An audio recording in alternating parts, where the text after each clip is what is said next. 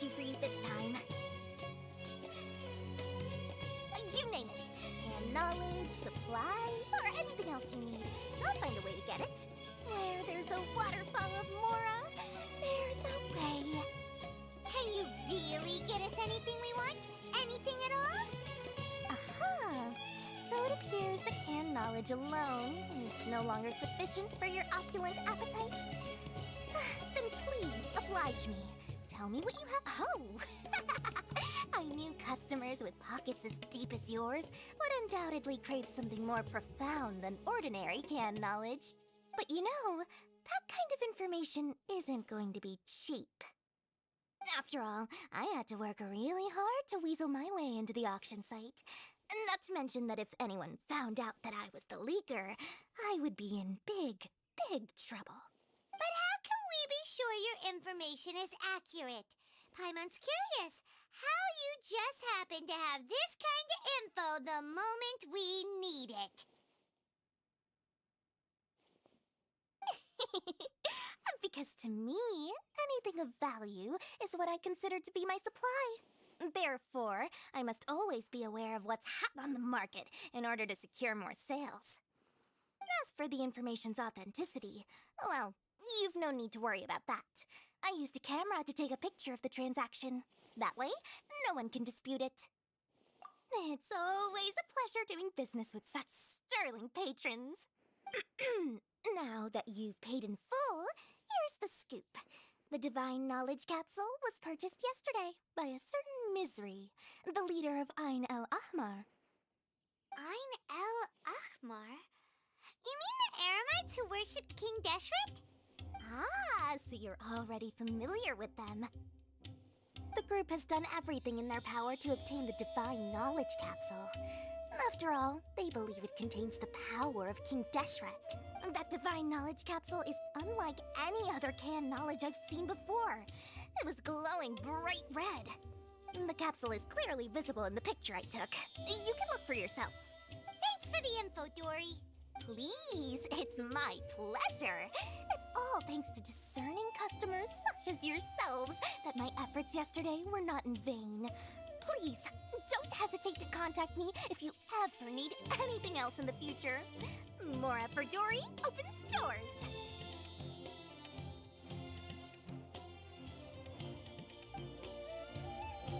Well, we figured out where the Divine Knowledge Capsule is. Turns out, it ended up in the hands of Ain el Ahmar. Let's head back and talk to Al-Haytham.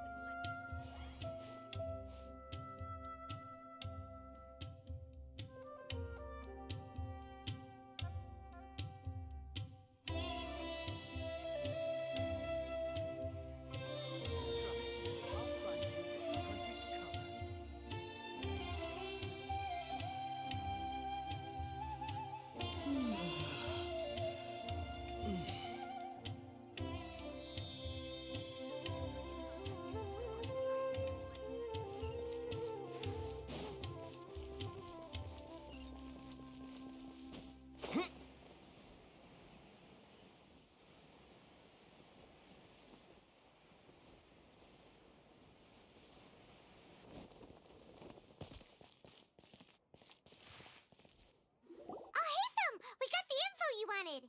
Really? All right. Let's hear it. Dory even gave us evidence to verify the intel. Have a look. Huh, look at that. Clear as day. It must have taken some guts just to infiltrate the scene of the Eremites' transaction. But then to get close enough to take a picture like this. All right. The person in this picture is indeed Misery, the leader of Ain el Ahmar. And the glowing red capsule he's holding appears to be the Divine Knowledge Capsule. In which case, if we play our cards right, when we confront them next week, we should be able to force them to show their hand. At first, Paimon didn't get why you were provoking these Ain el Ahmar guys. But now, it sort of makes sense. Everything's...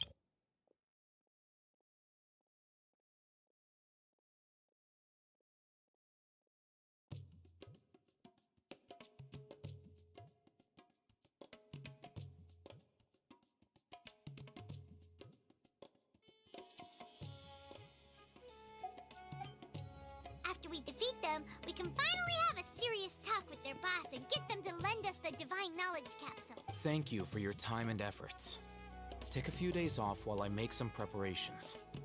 Let's meet up again on the afternoon of the... See you then.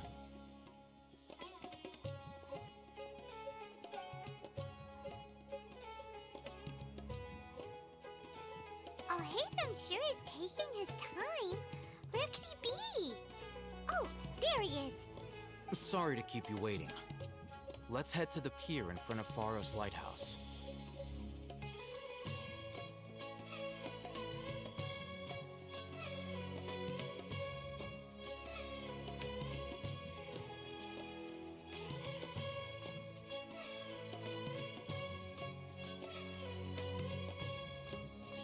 Yep, let's go.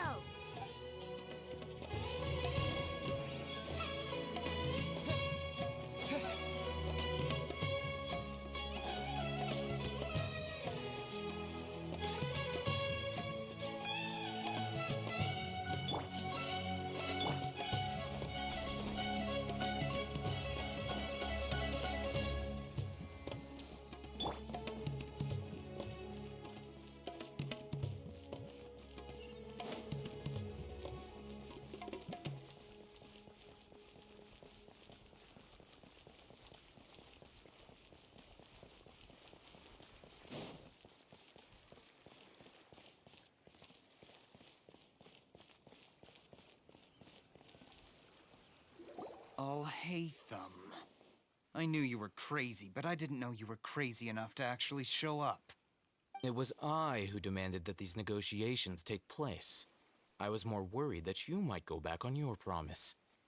But to your credit, it appears that you're sticking to your word. This is turning into quite an occasion.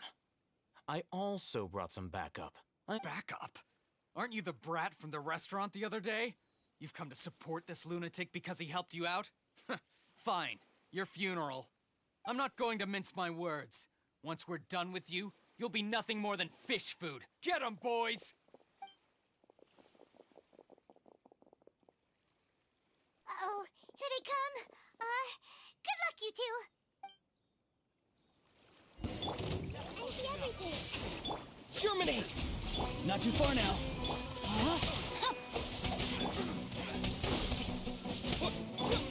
Make yourselves at home.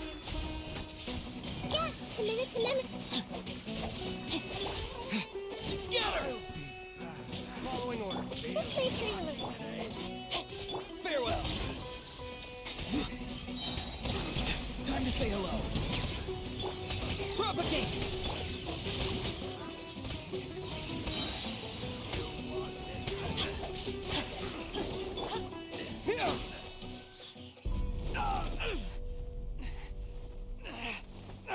Academia scum!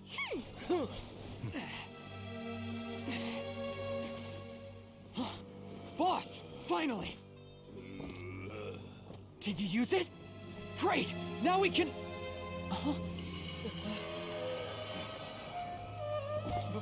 Boss? Boss!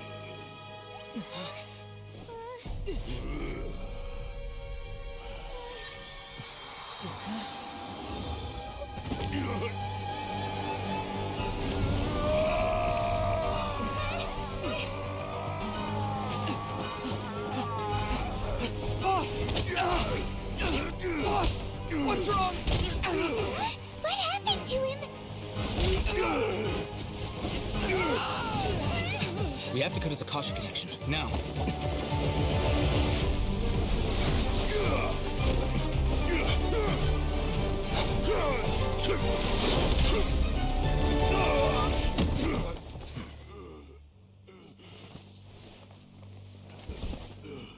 Target acquired. Arrest him.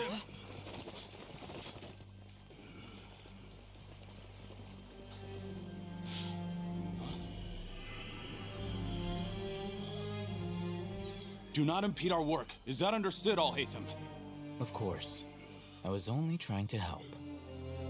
Take him away!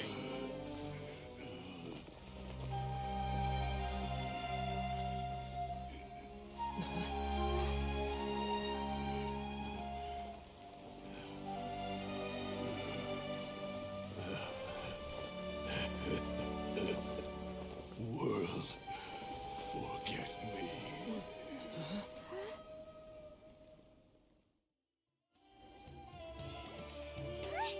What in Tibet just happened? It's like that big guy suddenly lost his mind. It looks like he used the Divine Knowledge Capsule. You mean the Divine Knowledge Capsule did that to him? Oh, yeah. You mean how some researchers go insane after getting knowledge from Irminsul?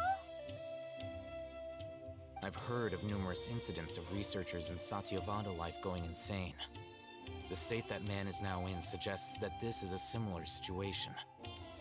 This Divine Knowledge Capsule does appear to be linked to the gods, but beyond that, it doesn't seem anything like the rumors suggest.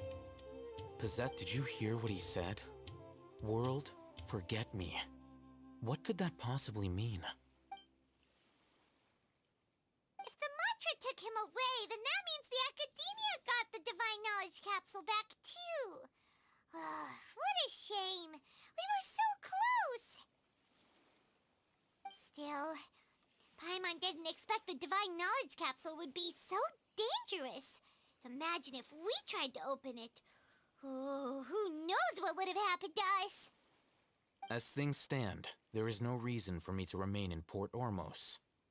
I believe our collaboration has also reached its end.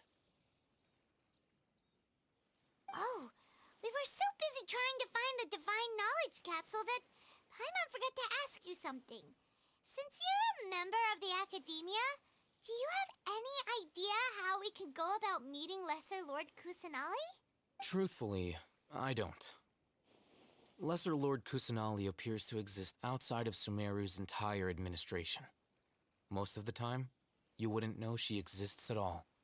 Moreover, since the Academia possesses the Akasha, a symbol of our deity's wisdom, scholars have no reason to desire to make contact with the deity herself anyway. Everything about Lesser Lord Kusanali is such a mystery. I'm heading back to the Academia. How about you two? It's almost the day of the Sub-Zero's festival. Maybe we should head back too. We've been rushed off our feet over the past few days, so maybe a little rest and relaxation will do us good. Then we'll part ways here, Al-Haytham, until we meet again.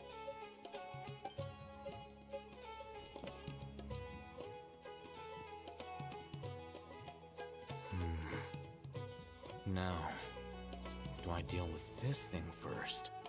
Or should I produce the report that the higher-ups require?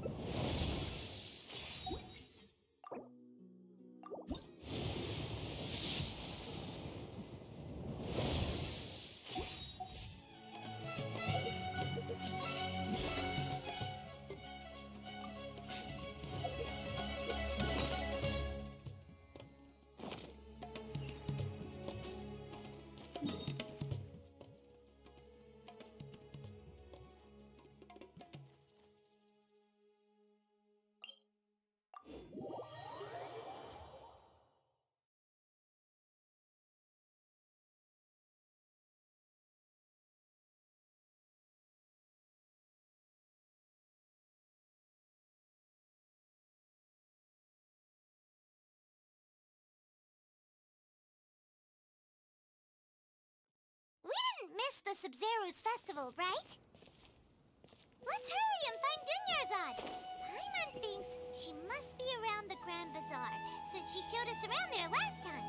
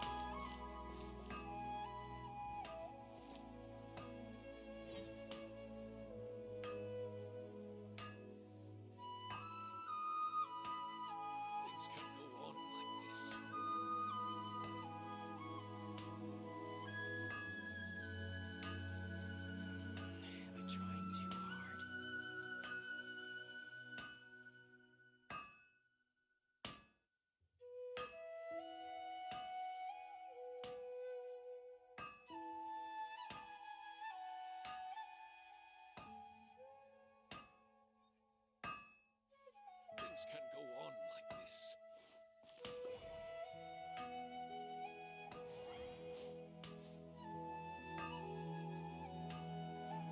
Am I trying too hard? Things can't go on like this.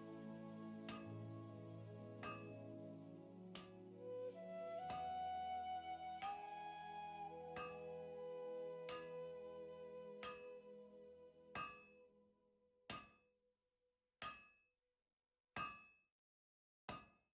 Things can't go on like this.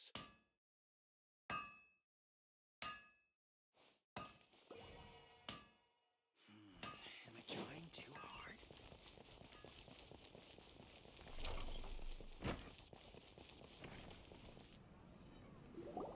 There she is! Dinyarzad! We're back! Just as promised, Traveler and Paimon. I'm so glad that you two came back to celebrate Lesser Lord Kusanali's birthday. Indeed. The festival's tomorrow. We've been preparing for so long that I can't help but feel a little nervous. There's no need to be nervous. Paimon's sure that Lesser Lord Kusanali will feel everyone's gratitude. Thanks, Paimon. I hope that everyone who comes to the festival will also have a good time. Speaking of which, did you manage to make your way to Port Ormo? Of course we went. A lot of things happened there. I see. Sounds like you two had another exciting adventure. If there is another chance, I would love to join. My lady, if you went to Port Ormos in your current state, we'd both be in for a lifetime of trouble. Dia! You were eavesdropping! It's called covert protection. Keeping an ear out for what's going on around my employer is part of the job. It's all right, Dia. I merely said I would like to go. I know better than to think my body could handle it. The festival's tomorrow. I've been doing nothing but causing trouble for you. So Dia, please take some time to relax. I'll be fine.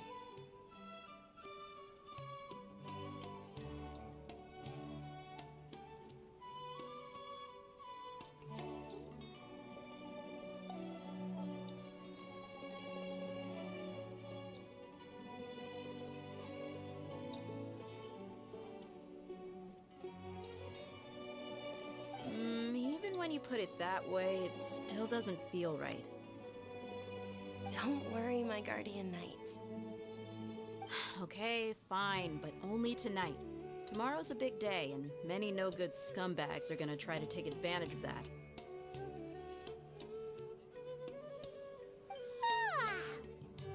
Oh, you two must be exhausted from your long journey back to the city. My apologies for not realizing this soon. I've already prepared a room for you to rest. Please follow me. Whoa, you're so thoughtful. Paimon's so ready.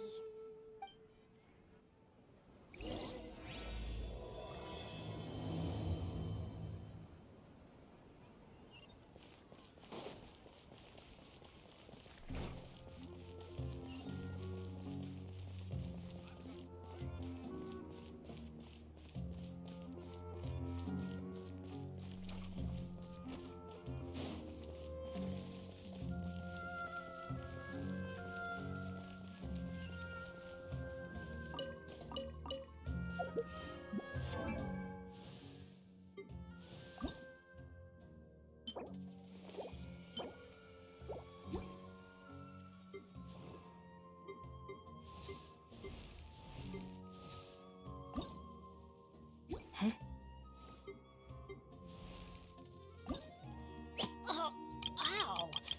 Where did that come from?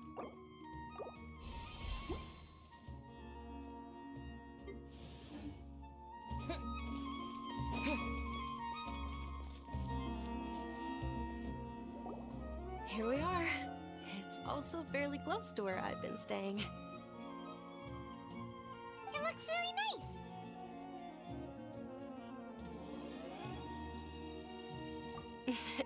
Not at all.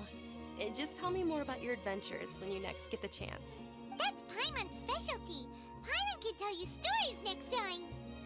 Oh, if you don't mind, how about we all walk around together tomorrow? All of my friends will be working the festival, and Dia's still insisting on her covert protection. Yeah. It'll be pretty hard to relax and enjoy the festival if Dia's constantly hovering over you, right? Then let's meet at the nearby bazaar first thing tomorrow morning. Have a great night.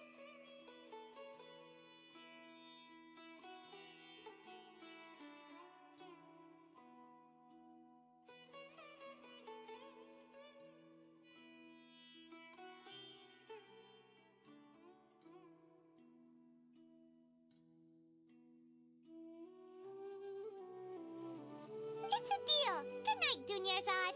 I may be too excited to fall asleep tonight. See you tomorrow. Paimon's starting to really look forward to the Sub-Zero Festival, too. Will there be lots of yummy food? Oh, no. Thinking about food is just gonna keep Paimon up all night. The earlier we sleep, the better. Let's go inside, Traveler.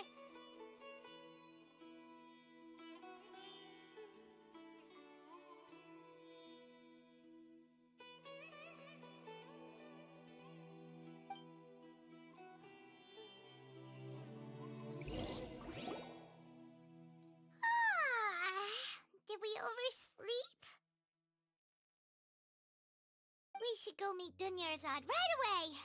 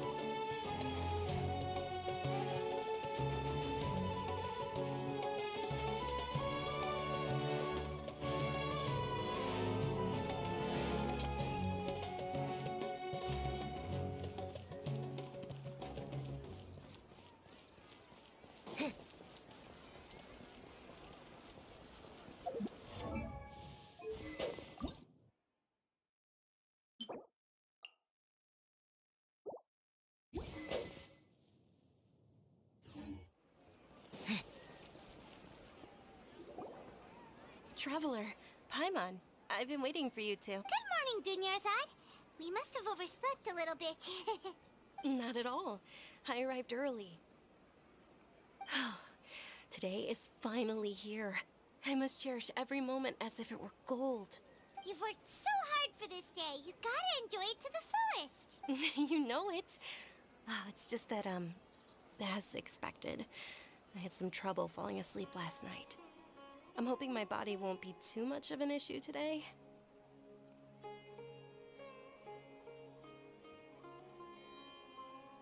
Well, shall we? Let's start with the stalls over there. Many vendors came out of the blue to support the event, and they insisted on covering costs themselves. Let's go give them some business. They paid for everything out of pocket? Oh, sounds like they're not in this just for the Mora. They all said that contributing to a lively festival atmosphere is more important than money. Especially since we don't often get to celebrate Lesser Lord Kusanali's birthday. Ooh, they're selling food over that way! Let's go take a look! This is a stall offering foods from the Haftmewa feast. Oh, you could tell straight away. I thought most people nowadays wouldn't know. Mushrooms, flowers, and all kind of fruit? It's all vegetarian stuff. Aw, Paimon's a little disappointed.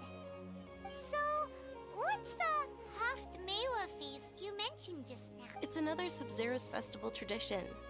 People used to set their tables with 7 different foods. Generally speaking, the most common selections are foods like Rukashva mushrooms, Nilopala lotuses, Sumeru roses, Sunsetias, Kapalatas, Hara fruits, and Zaytun peaches. So, the Sub-Zero festival is a vegetarian holiday? You don't have to be a vegetarian to enjoy the spread. We just use the 7 foods to symbolize the 7 virtues of the Dendro Archon. Wait, but if that's the case, if Sumeru uses vegetarian food to represent the Dendro Archon, then wouldn't the Pyro Archon's festival be full of food like roasted fowl, juicy meatballs, grilled steak? Oh, Traveler, we have to go to Natlon as soon as possible!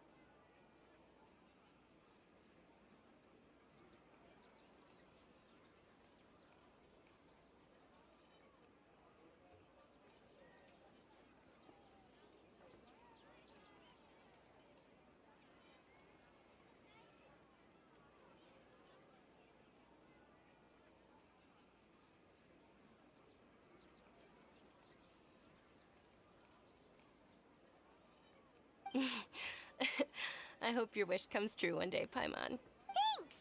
Alright, how about we also check out some of these other stalls?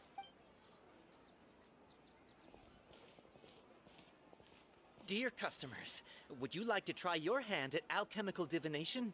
What's alchemical divination? Right? I thought the same when I first heard about it.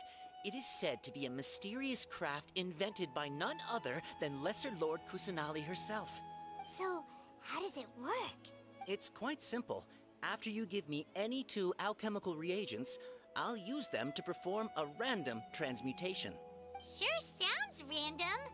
So random that it will probably fail. That is precisely what we need. After the transmutation fails, your one and only diviner here will interpret. Well, according to Lesser Lord Kusanali, everything is interconnected, and all that occurs can be traced back to fate. You could say this is a pearl of old wisdom. Why does everything sound so much more credible when Dunyarzad says it? Are you guys working together? So that's the true wisdom behind it. This young lady sure knows her stuff. So, how about it? Want to give it a try?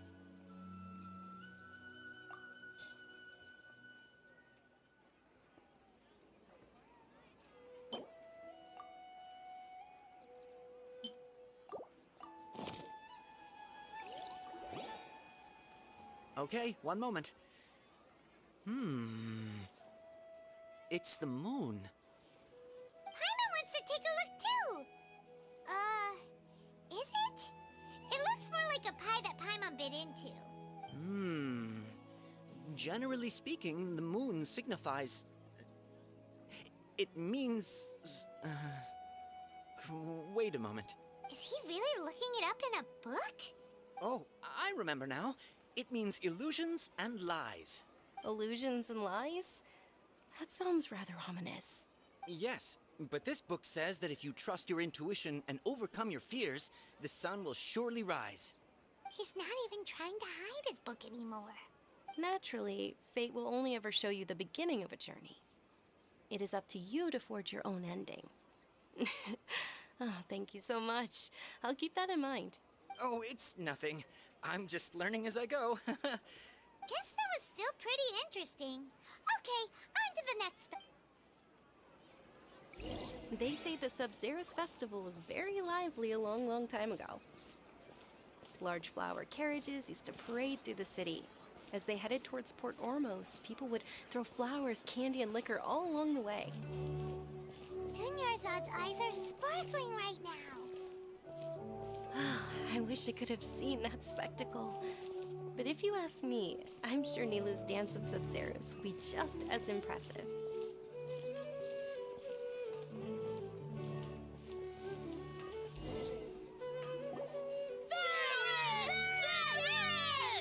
Attention! Soldiers, fall into formation if you want any Yalda candies.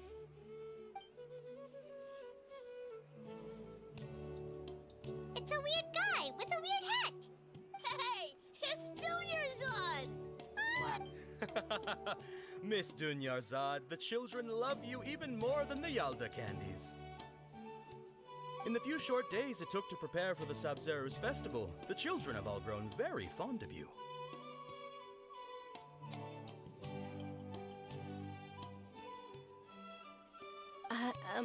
The Hallowed Knight of Flowers. It's an honor that you know my name. Attention! In the name of Ferris, the Knight of Flowers, I commend you on your contributions to the glorious Sub-Zerus festival. All right, little soldiers, take your Yalda candies and don't forget your loyalty to Lesser Lord Kusanali. Dismissed! Yes, Knight Ferris! Just what is going on here? Ferris, the Knight of Flowers, is another Sub-Zerus festival icon, and one immensely popular with children. In the past, the actor portraying Ferris would also sit on a flower carriage.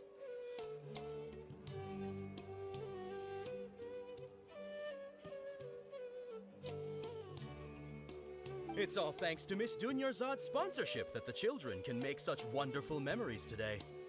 As are we to you, Vihar. Oh, not at all.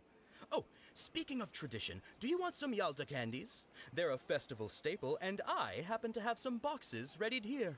Take a look and pick whichever one you want. Whichever one... Don't these boxes all look the same? That is the fun part. Each box contains a random flavor. It's up to the luck of the draw. Flavors include lavender melon, hara fruit, sunsetia. Ooh, those all sound pretty good. And there's also lizard tail and oni kabuto. Huh? What's up with those two flavors? Onikabuto is a little spicier than Lizard Tail. Dunyarzad, you tried them before? Traveler, help Paimon pick one. Paimon wants the Sunsetia flavor. It's alright. Paimon believes in you. I also believe in your intuition. Great! These boxes of candy are numbered 1 to 5 from left to right. Which one do you want?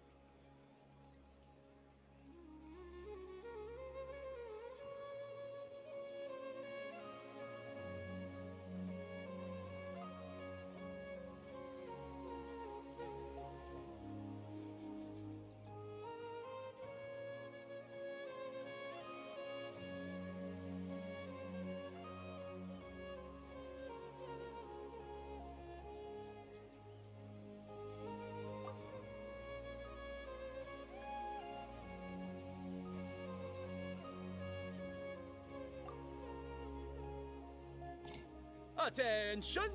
That's unfortunately Lizard Tail.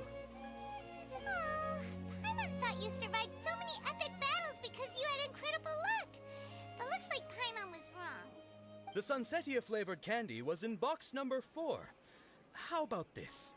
The most important thing is that everyone has a good time at the festival.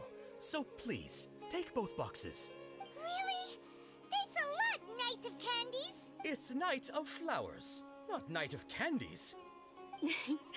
Paimon really wilted the carriageless Night of Flowers. They all basically sound the same. We got our candy, so let's keep going. Oh, actually, I just remembered that I left something behind. Since you're here, can you come with me to get it? Dunyarzad, you probably forgot because you're so excited about the Sub-Zero's festival. How embarrassing.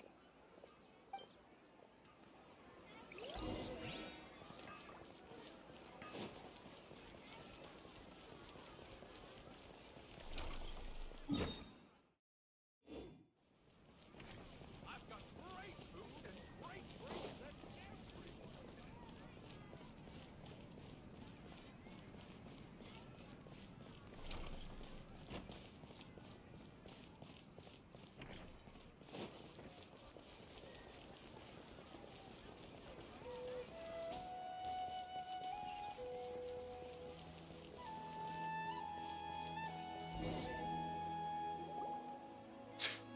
We're too late. Who knew the little lady was such an early riser?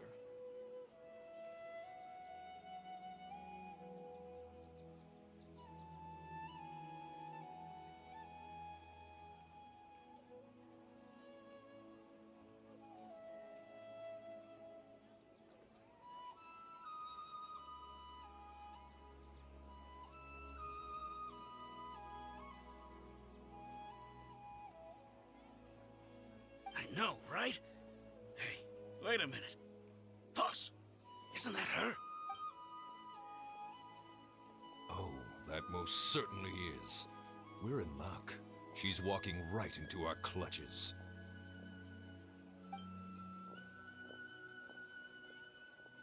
Those Eremites don't look like they're up to any good. Who are you? I don't believe the Homayanis hired you. That's right. We haven't received any of their Mora, but I wonder how much the Homayanis would shell out to get you back. They're a gang of kidnappers! Traveler, hurry and protect Dunyarzad!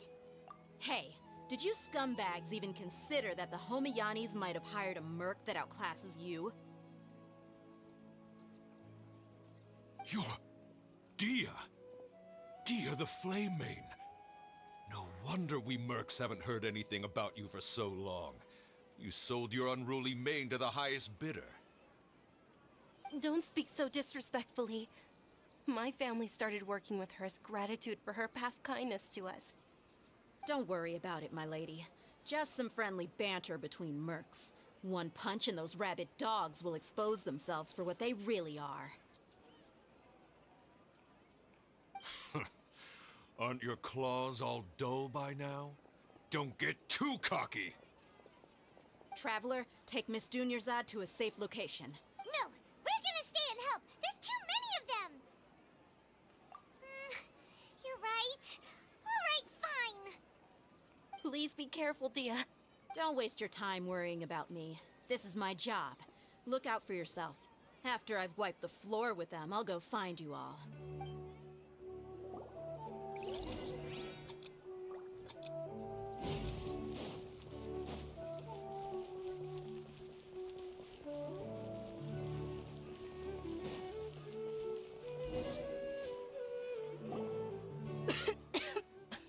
Dunyarzad, are you okay? You look a little pale. Are you in shock? I'm fine. My body always reacts like this whenever I exert myself too much.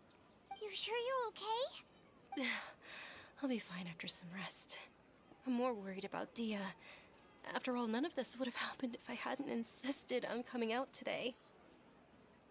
Yeah, don't worry.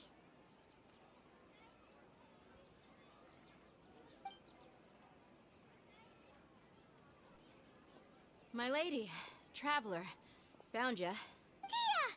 You took care of them so fast! Any more of them? Or rather, did anyone follow you? Dia, your arm! Oh, this? I'm fine. It's just a scratch. Normally, they wouldn't have been able to land a hit on me at all, but I'm still getting used to this new greatsword. Please, let me take a closer look. Come on, it's nothing. Us mercs aren't as fragile as you think. Hold on, you said something about a new greatsword. What happened to the one you were using before? About that. Well, I sold it, because I was low on Mora. Stuff like this happens every now and then. It can't be. The anonymous donation that was used for the venue's final round of preparations?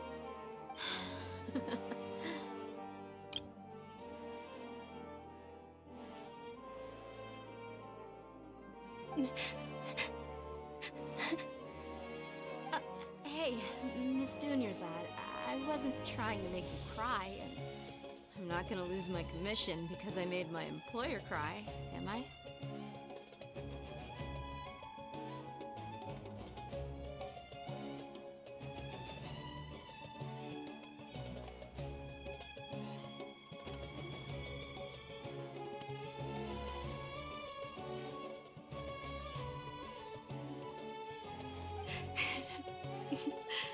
Okay, making your employer cry won't affect your commission, but selling your weapon without permission and getting hurt?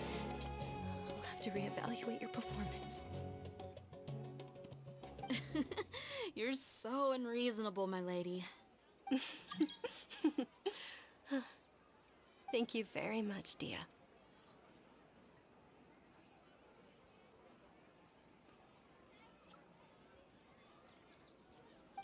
Don't be like that. I get embarrassed really easily. Are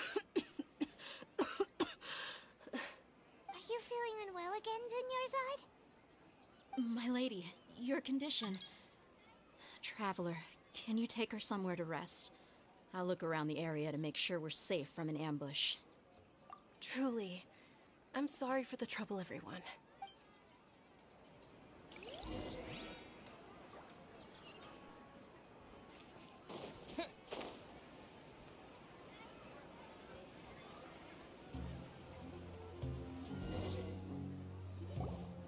Are you feeling better, Dunyarzad? Yes, much better.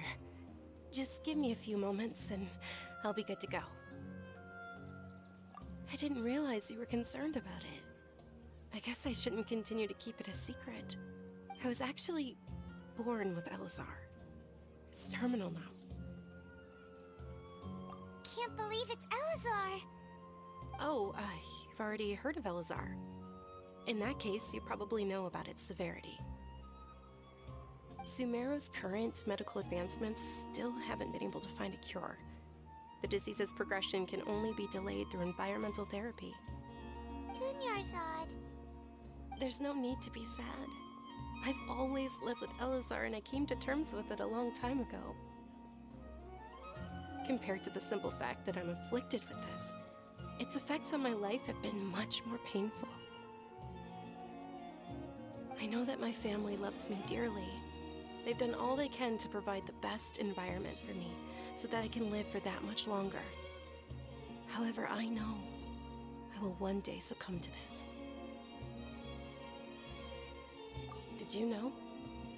Before I ran away from home this time, the world outside of my home didn't even know that I existed. Since I was a child, all I could do was sit on my bed and stare at everything outside of my window.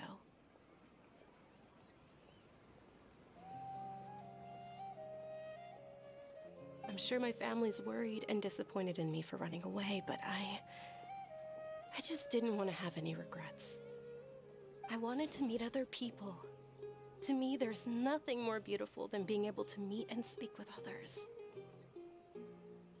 Not to mention the incredible time spent preparing for the festival. The joy on everyone's faces here, and all the support I've received from friends like Dia. This way, when my final day does arrive, it will be less sorrowful. At the very least, many people will remember that I once existed in this world, right?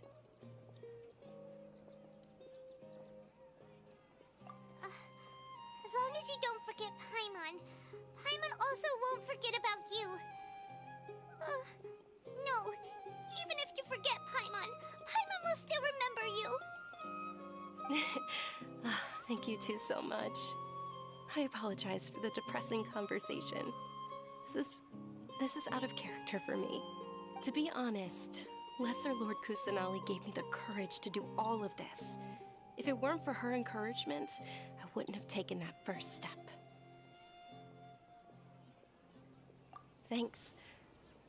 There will always be frustrations in life, but I know that the point of living is not to leave behind any regrets.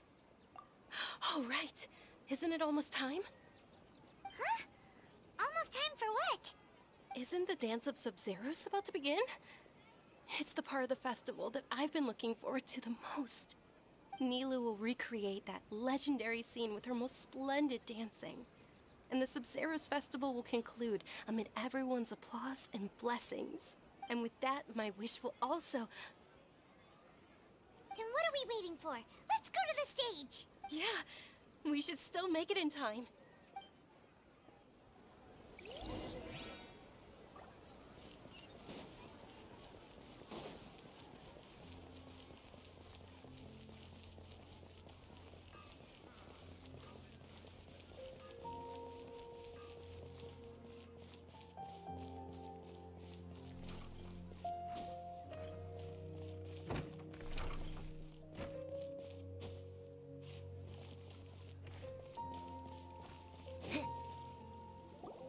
Were you not aware that the law prohibits this type of performance from taking place without prior permission? Over there! Someone's yelling at Nilu! I think I just saw the Academia's Grand Sage. Why is he here in person? But the Dance of Sub-Zeros is one of the key parts of the Sub-Zeros Festival. If we can't perform it... The Sub-Zeros Festival. The law also prohibits the private hosting of large-scale religious festivals. Only the Academia can host such an event. If you continue to resist, we will have to order an investigation into every single event organizer. The Grand Sage has already granted you much leniency. I advise that you exercise tact. How did things turn out like this? The Academia was originally responsible for the Sub-Zeros Festival, but they failed this responsibility for many years. I need to speak with them.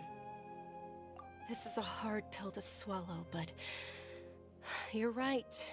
Things would only get worse. Art, dance.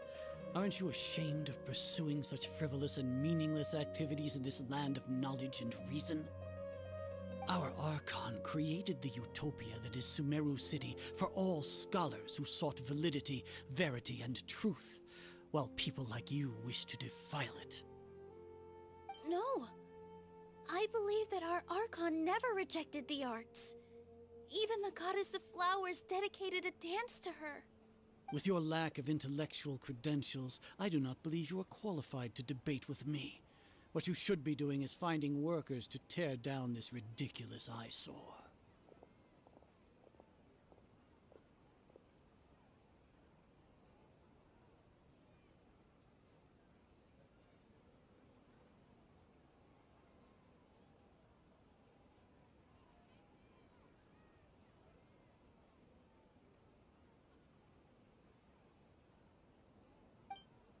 When we return, have the scribe draft an ordinance before the next Nyagarbha Day that prohibits public art performances. We will announce it to the public later via the Akasha.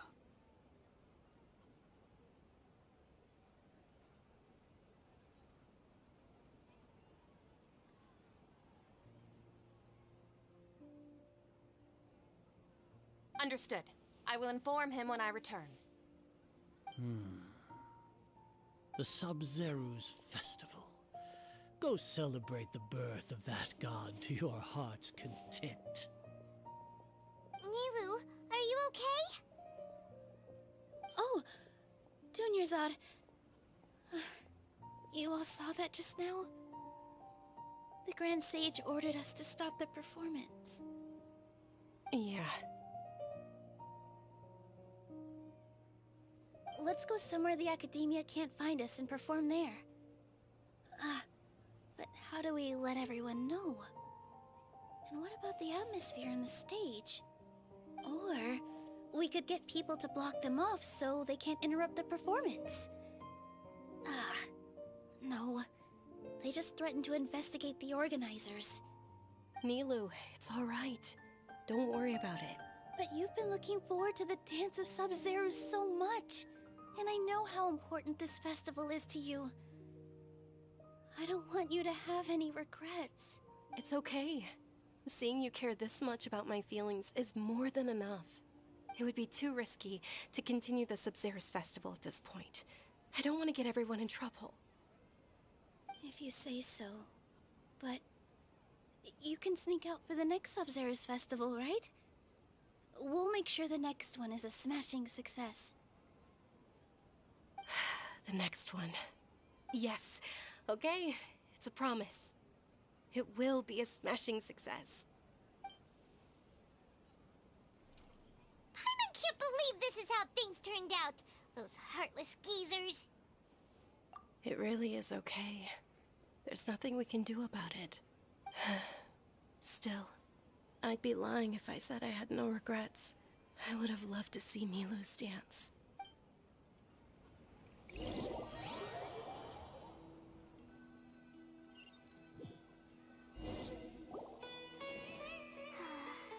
A lot happened today. It's a shame the festival ended the way it did.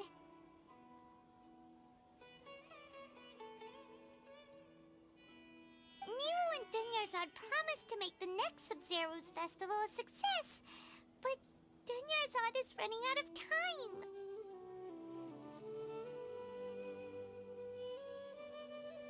Yeah. All connections have been secured to construct the most stable framework possible. The project has entered its most critical phase. Power has begun to flow from...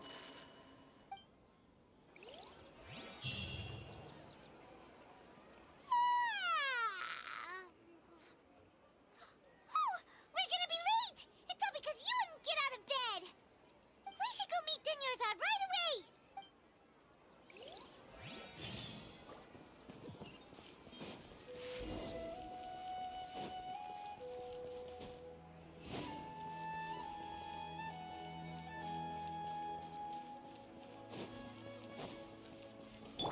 Hey! Good morning, Dunyarzad. Sorry we're late. Not at all. I arrived early. You seem kinda tired. Did you not get enough sleep? I'm doing well. There's no need to worry. Shall we go? Let's start with the stalls over there. Sure! Trav?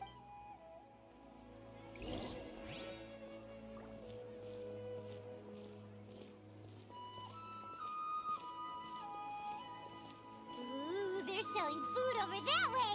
Let's go take a look!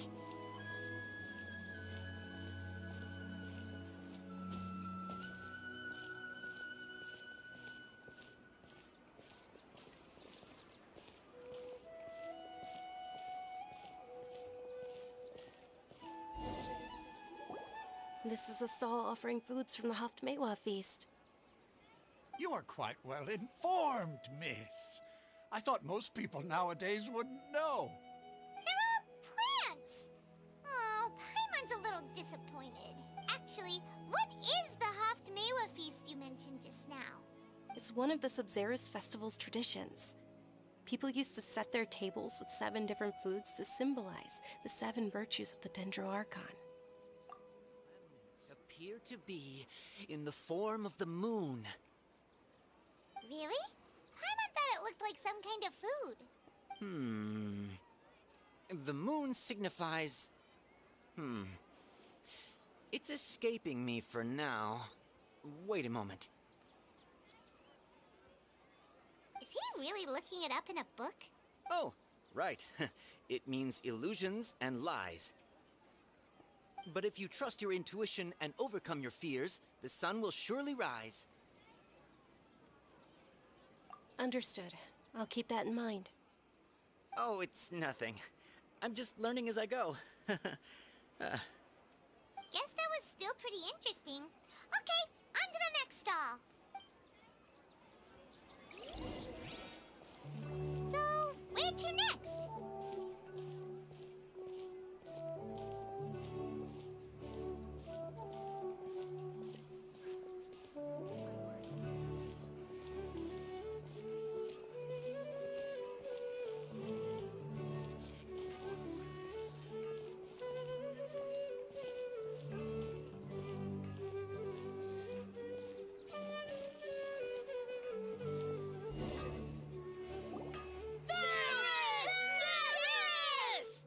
right, soldiers. Now that you have your Yalda candies, don't forget your loyalty to Lesser Lord Kusanali.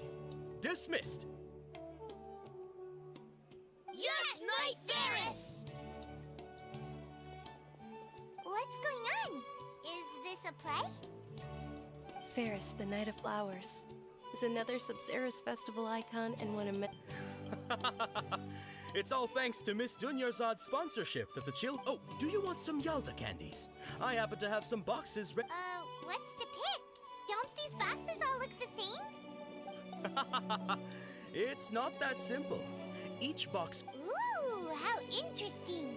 And there's also Lizard Tail and Oni Kabuto. Ugh, why do those flavors even exist?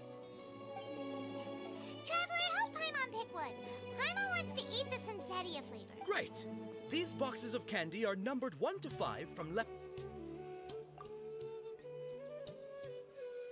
Ah, excellently chosen. Number 4 is indeed Sunsetia. Ha-ha! Paimon bet you had incredible luck, and Paimon was right!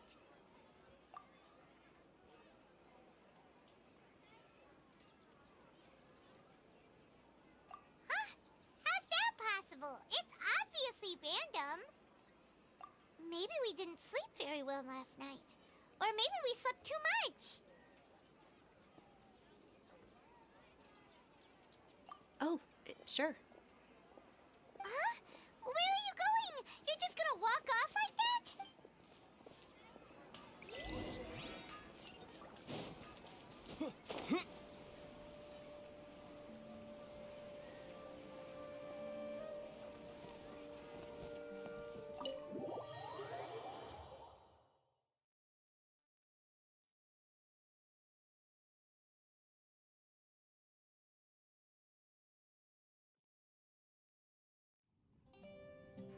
A feeling of deja vu? Oh, Paimon knows what that is. It's when you feel like you've already experienced whatever is going on. In that case, Paimon also felt something like that today. But that's just our brains playing tricks on us. So why'd you run here in such a hurry?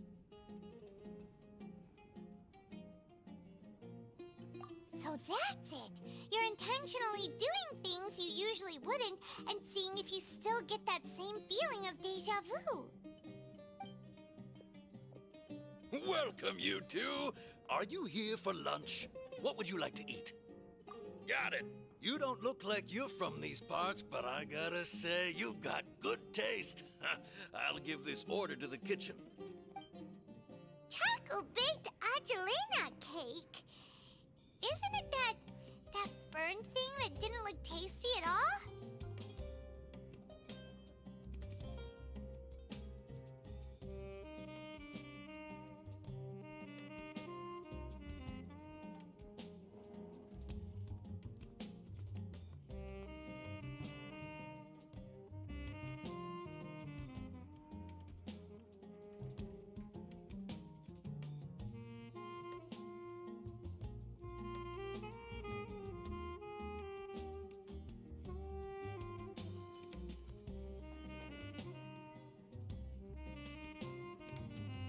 Oh, Paimon understands what you're trying to do now. You'd never normally order something like this.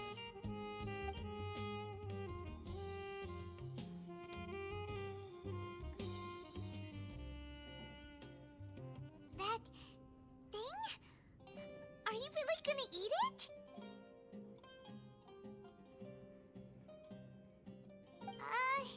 Isn't this going a bit too far?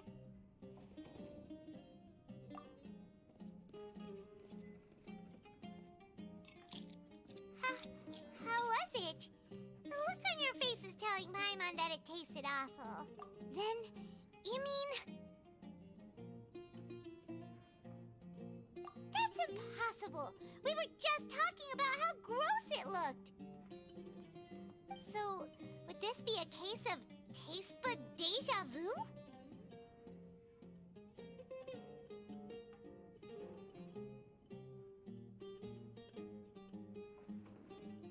Paimon also gets the impression that we've been here many times, even though we aren't regulars. How about we...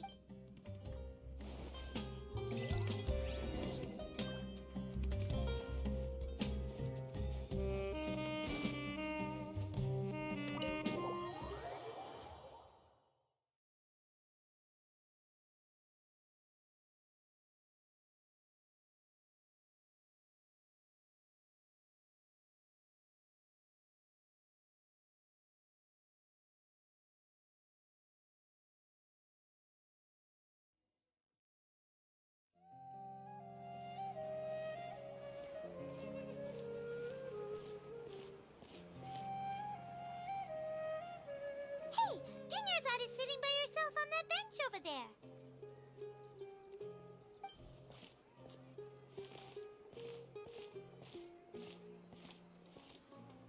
What a coincidence, Dinnersad. We meet again. Oh, I ran into some kidnappers just now, but thankfully Dia came to my rescue. I started to feel unwell after that, so I sat down here. Kidnappers? Oh my goodness, are you hurt? I'm okay. Dia's arm got scratched, but it isn't serious. Whew. That's a big relief. But, Dunyarzad, you seem a little down today. Not at all. I've always been like this. Excessive physical exertion or strong emotions tend to aggravate my illness. Besides, no matter how amazing today may be, it is but a single day. After however many more days, my time will come to an end. Paimon doesn't quite follow you, and Paimon feels like something's really got you down right now. It really is fine. I don't mind. Huh? Did something happen? Dunyarzad, have you ever felt deja vu? You know, like when you've already experienced something that's happening right now? Deja vu? No. But my days have been the same for years now. Even if I were feeling deja vu, I suppose I would already be used to it. Oh, Paimon sees. Then, is it only the two of us? It's almost time. Huh? Time for what? Nilou's Dance of Sub-Zerus is about to begin. Let's go.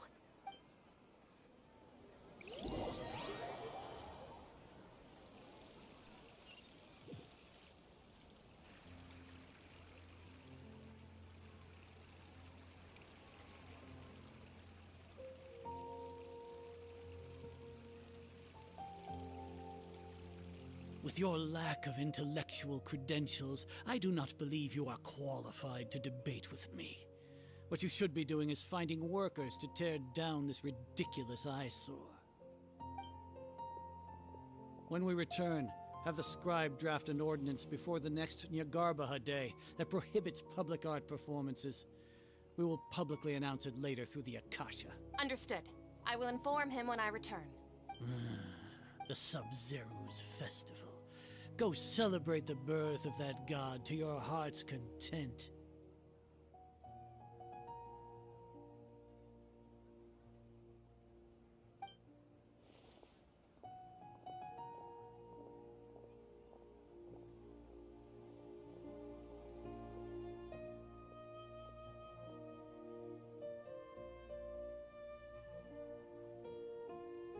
Nilou, are you okay? Oh, Dunyarzad. The Grand Sage ordered us to stop the performance. It's okay. There's nothing we can do about it. But you've been really looking forward to this. I don't want you to have any regrets. It truly is unfortunate, but I don't want to cause trouble for anyone. Didn't the Grand Sage say that he might investigate the organizers? True, but... well, okay. I'll just have to try again next year. The next festival. I probably won't be around by then. Wait, what did you just say? No, nothing. I'll be heading back to rest. Thank you for your help, everyone. Paimon can't believe what those heartless geezers did!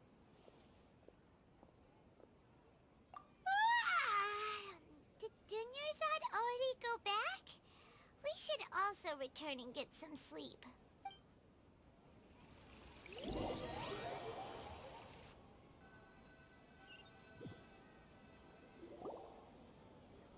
So, in the end, you still couldn't figure out what that deja vu feeling was all about? Maybe it really was because of exhaustion. Same here. That's why Paimon stopped thinking about it halfway through the day. Then, how about we settle in and get a good night's sleep? For now, we can chalk things up to exhaustion.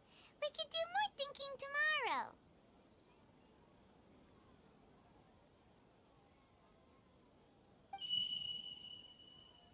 Observing a modest drop in the output of jnana energy, but values still remain within normal parameters. Continue to monitor for variances in the data and find the cause as soon as possible.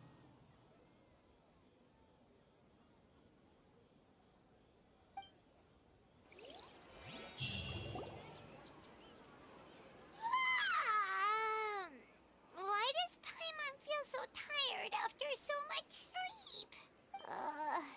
Anyway, we should go meet Dunyarzad right away.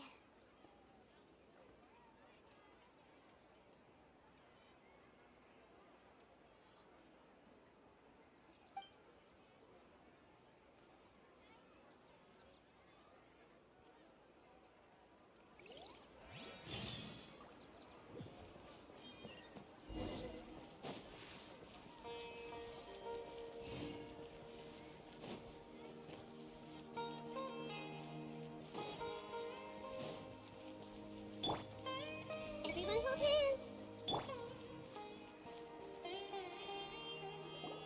Good morning, Dunyarzad.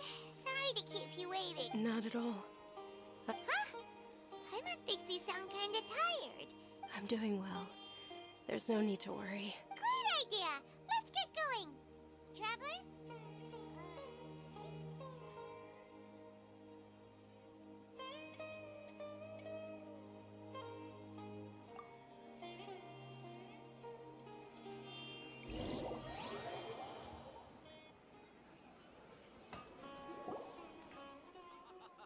It's all thanks to Miss Dunyarzad's sponsorship that the children can enjoy the Sub-Zero's festival. Oh, are you interested in Yalda candies? Not much. It's not that simple. Each box contains a random flavor. It's up to the luck of the draw. Flavors include lavender melon, heart of... And there's also lizard tail and... He'll help me. No problem. These boxes of candy are numbered 1 to 5 from left to right. Which one do you want? Oh, I like your confidence. No hesitation at all. Oh, congratulations! Number 4 is indeed Sunsetia.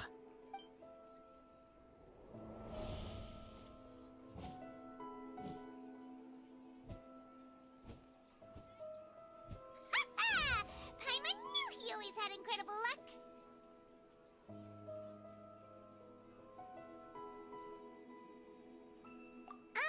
Paimon's not really interested in the other flavors. Ah, wait. How did you know? Don't tell me that you already knew which flavor was in each box. What? He was right about all of them? That couldn't have been luck. How is this possible? I packed all those boxes this morning and they've been sealed ever since. You couldn't have known beforehand. Mind reading? X-ray vision? Or some kind of magic trick? This is way too freaky.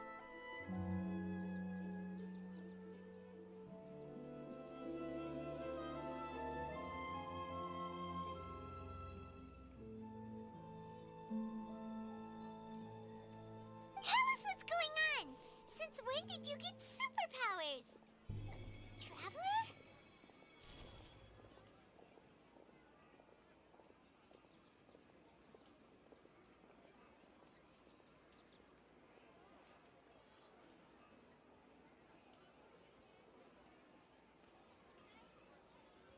Hey, where are you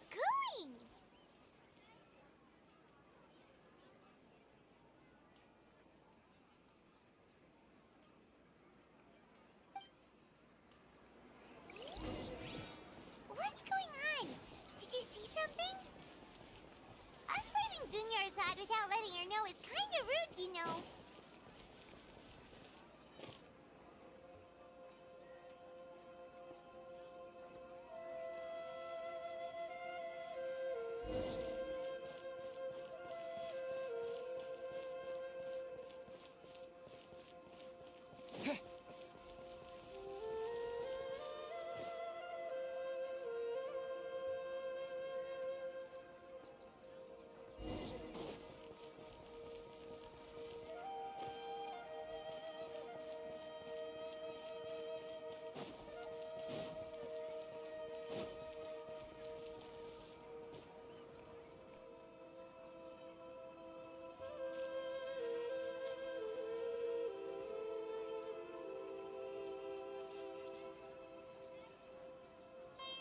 What are you looking for? Why did we come here?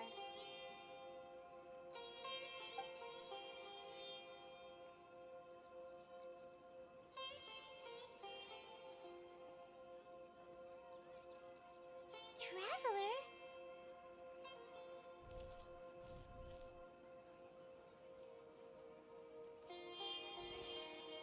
That's...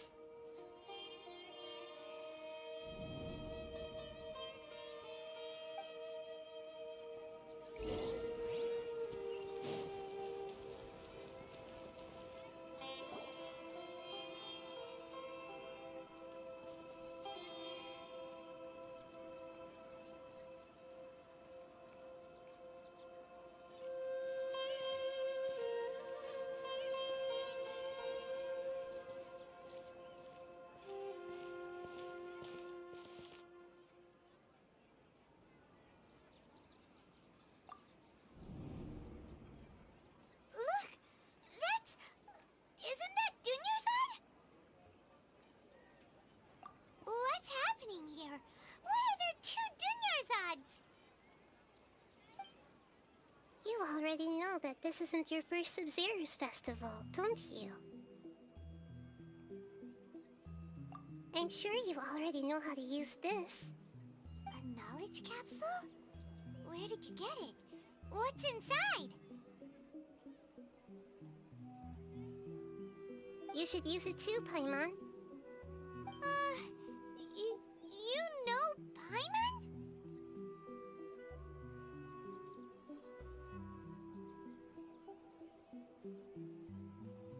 Well, this seems kinda sketchy, but Paimon feels like this is what we should do.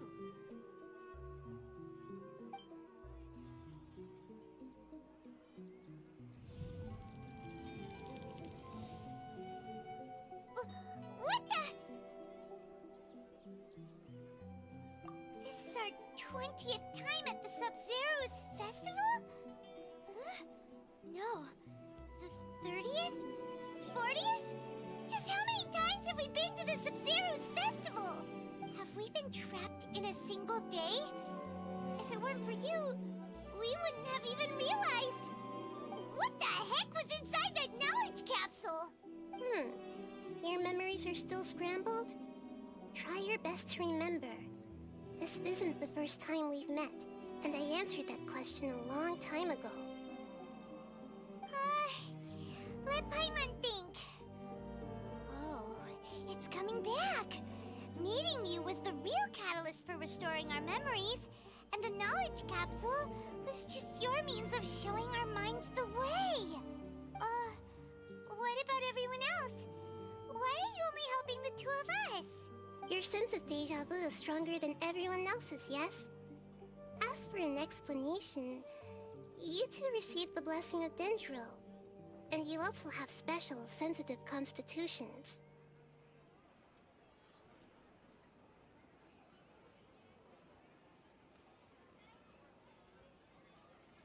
It was as if a single sheet of paper was separating those memories from your consciousness. A familiar question. I think this is the 7th time you asked that. As you can see, she isn't doing well. You probably sensed it too. The Dunyarzad you were just with is different from the first Dunyarzad you met.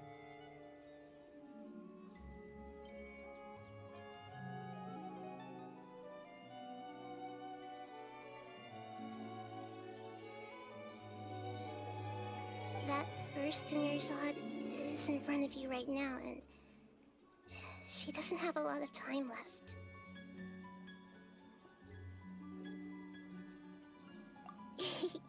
Looks like you're almost done sorting out your brain.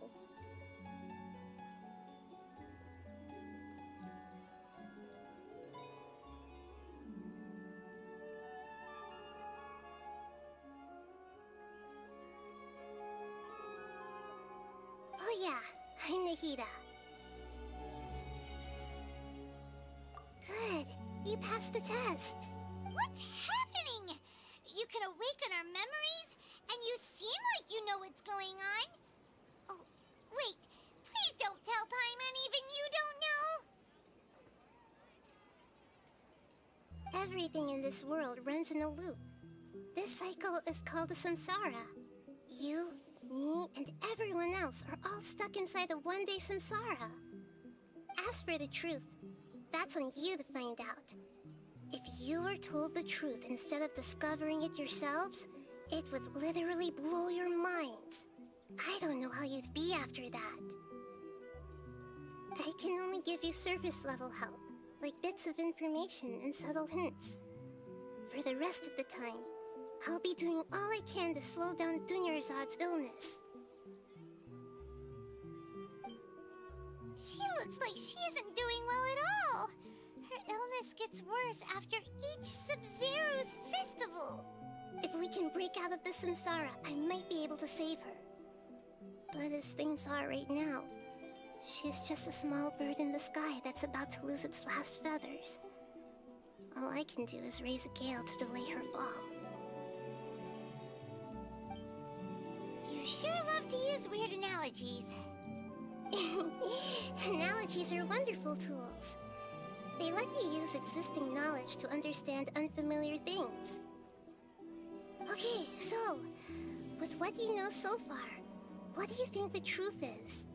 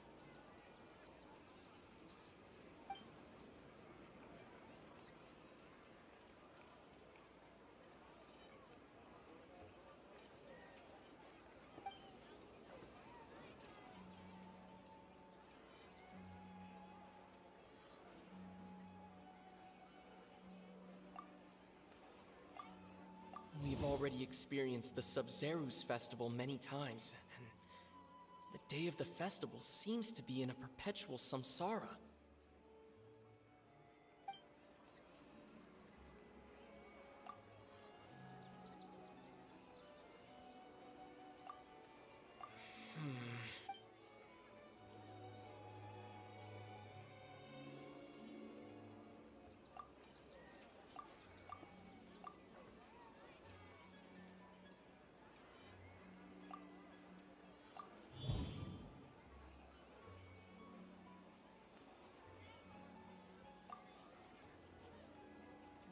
That doesn't sound right.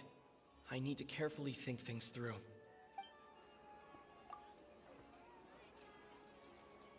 That should be it.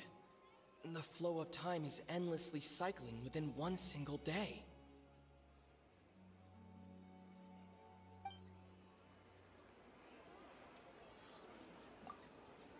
What's happening right now seems to have happened before. This feeling has been getting stronger and stronger.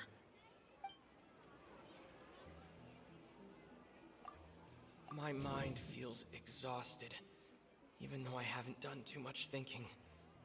What is going on? The Grand Sage said, "Go celebrate the birth of that god to your heart's content." Did he mean something more? The moon, illusions, and lies. What do they all mean? That doesn't sound right. The Grand Sage said, go sell...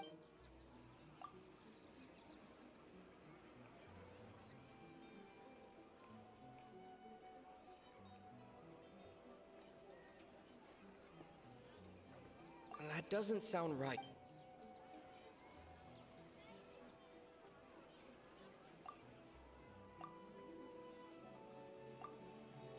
A time loop. You've given similarly wrong answers in the past. A pity. Still the wrong answer?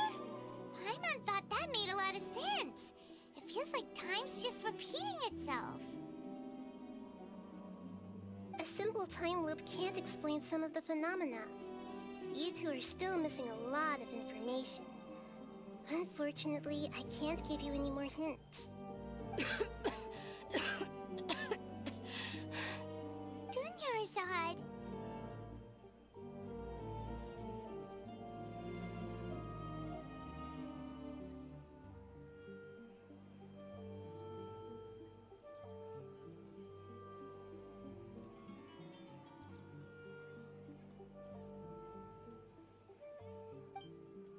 The Sub-Zero's festival is happening every day, but that doesn't mean we can waste an infinite amount of them. Hurry and find the truth before today's festival ends.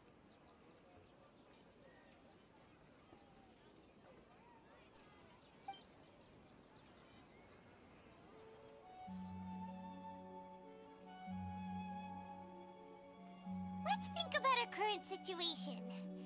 To save Dunyarzad, we have to escape the samsara of the Sub-Zero's festival.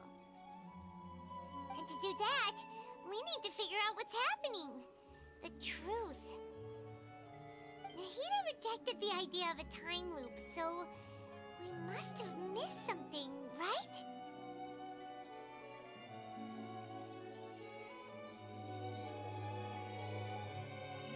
Paimon's memories say that we've already done this many times, but let's go talk to people again. It's more productive than sitting here and scratching our heads.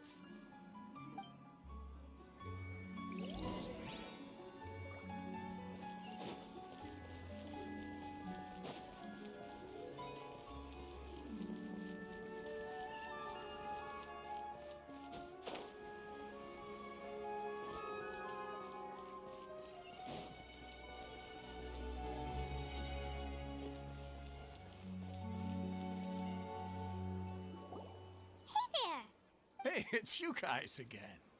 Where's your cultured friend? She's feeling a little unwell. I see. Did you come back to buy something? I guarantee the freshness of my products. I harvested them from the forest just yesterday. Huh? What brought this about? I hurried back from the forest yesterday, and I'm selling produce here today. I haven't felt anything strange. To put it another way, if you really think about it, was yesterday truly yesterday? Did you What kind of philosophical nonsense is this? Are you two daydreaming? Didn't you know that no one dreams in Sumeru? Go somewhere else if you want to find someone to daydream with. He actually has a point. Is this a dream? Is everyone dreaming? True. It's so weird that people here don't dream. Why is that? Anyway, if this all really were just a dream, we would have woken up a long time ago.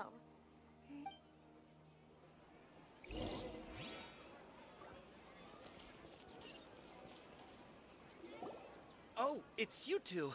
Was my divination so accurate that you felt compelled to compliment me in person?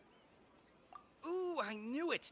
I told you, the god's divination is highly accurate. You just hadn't fully understood its significance yet. You're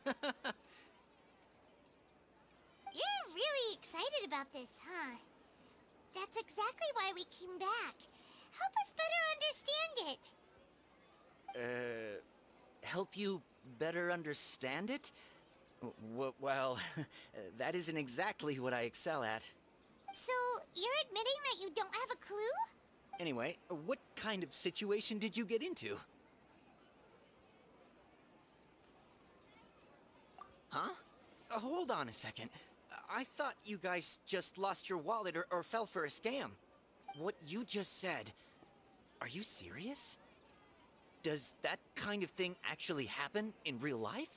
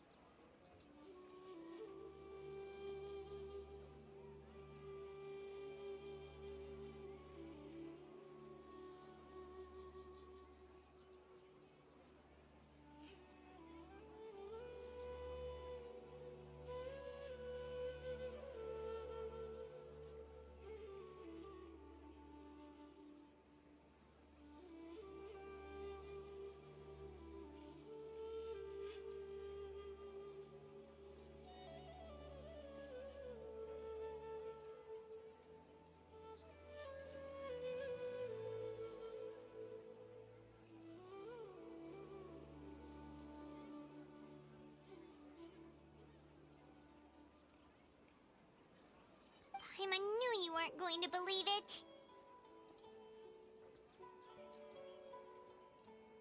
Marvelous. Truly marvelous. I believe you. Recall the interpretation of your divination.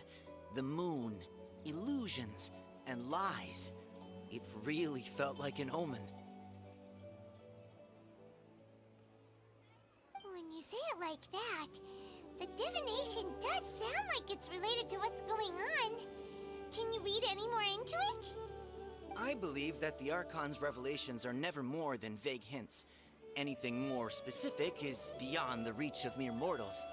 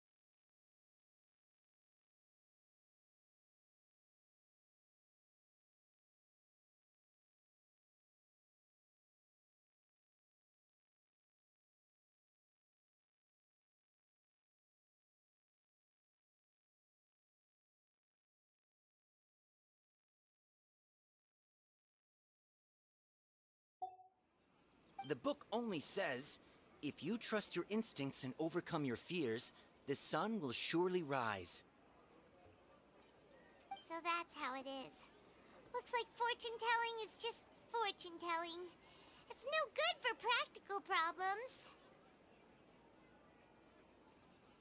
We haven't made any progress. Who else can we talk to? Paimon remembers that we tried talking to her a couple of times, but she always thinks we're playing pranks on her. You think she'll brush us off again?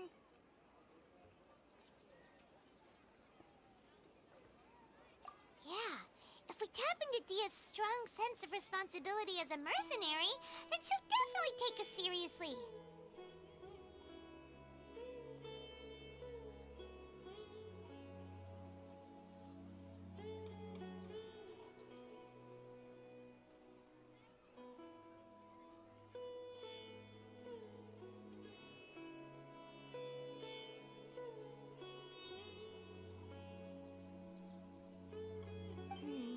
At this time of day, Dia's probably just finished beating up those kidnappers. Let's go find her.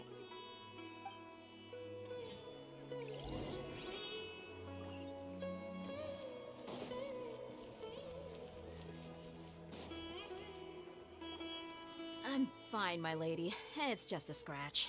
Perfect timing. Both of you are here. Paimon, Traveler, you came at just the right time. Listen, there was a dangerous Huh? You saw? Then why didn't you jump in earlier? If someone was protecting Miss Dunyarzad, I could have went all out. Anyway, can you do something for me?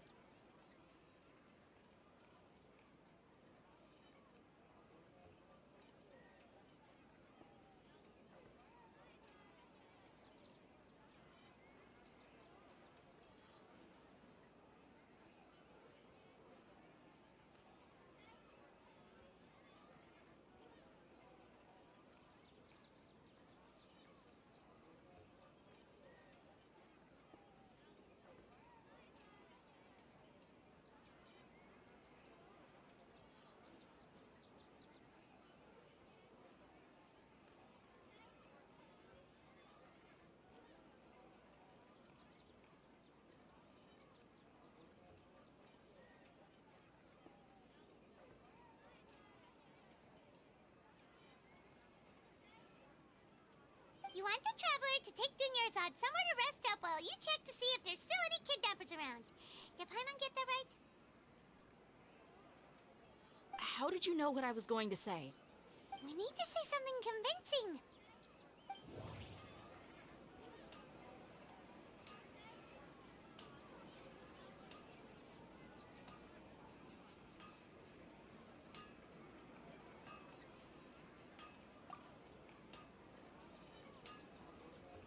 Dia sold her greatsword to raise additional funds, and then she was injured because she wasn't used to her new weapon.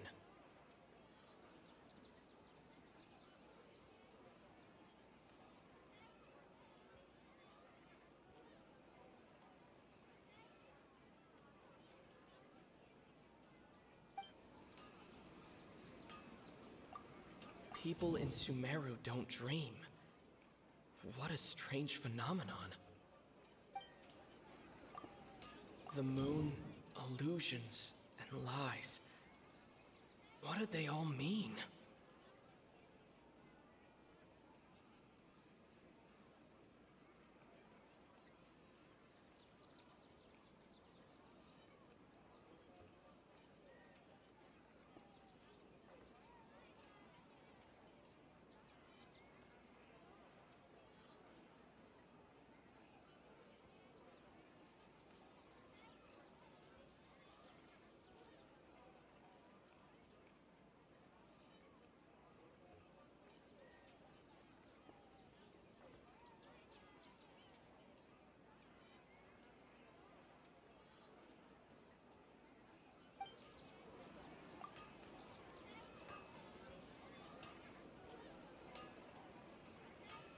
My mind feels exhausted, even though I haven't done too much thinking.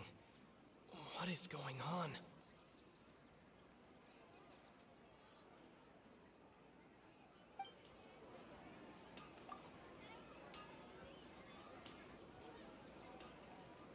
That doesn't sound right. Tell her, traveler!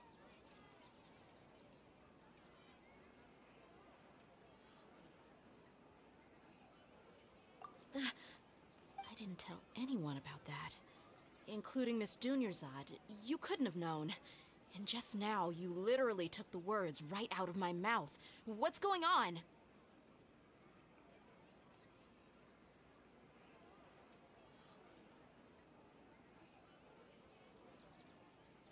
Alright, so this is the situation.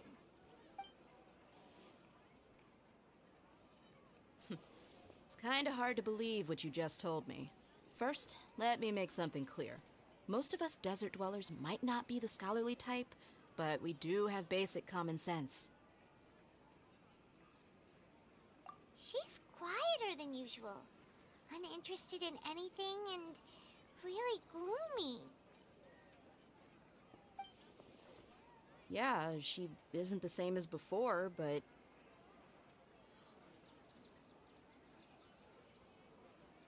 parents said that this is how she was like at first.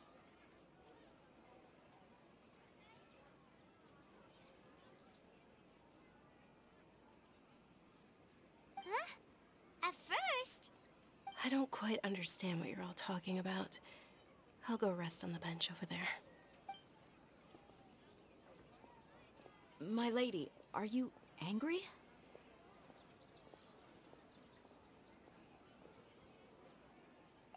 All right, I'll give you the benefit of the doubt since you knew about my greatsword.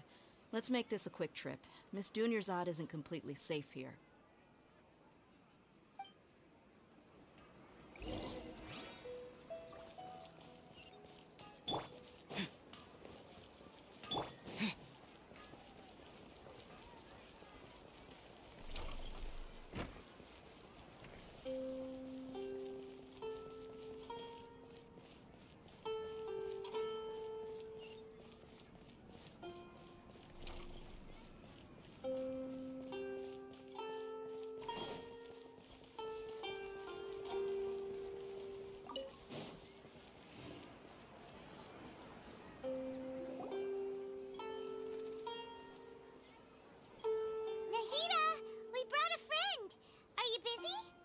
I thought I told you that it won't help to bring anyone here.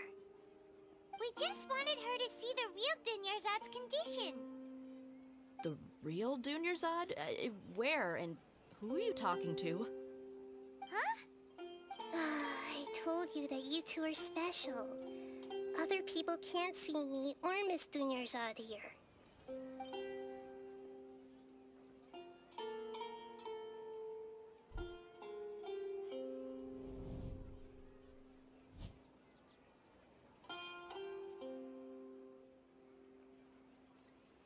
Hold on. Over there. Is that? Wow. How perceptive. Does she have invisible antennae? Miss Dunyarzad, she's lying down here, isn't she? How's she doing? Her condition's really bad, and she's basically in a coma. I can sense her aura. There are also lingering feelings of something like regret or disappointment. Do you believe us now? The Sub-Zero's festival has been repeating itself. So, you think the sages are behind this? Yeah, they've always been against us. Wouldn't surprise me if they're using the Akasha to intentionally repeat the Sub-Zero's festival as a sick joke.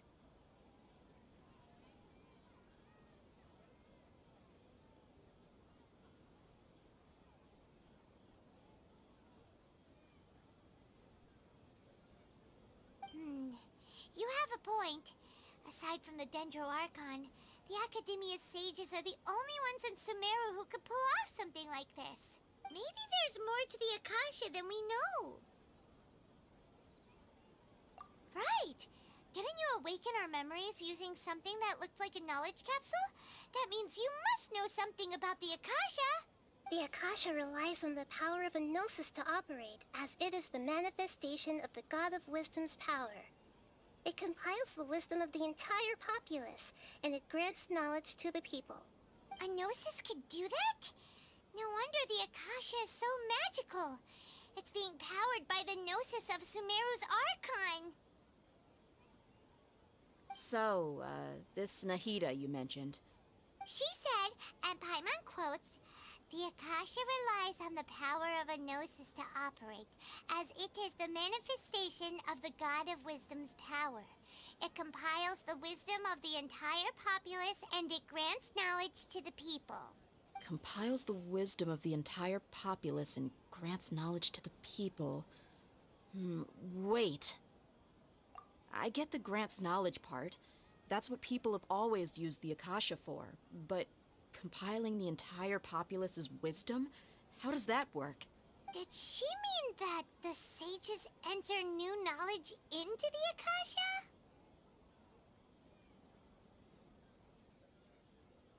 Oh yeah, that sounds about right. What do you think?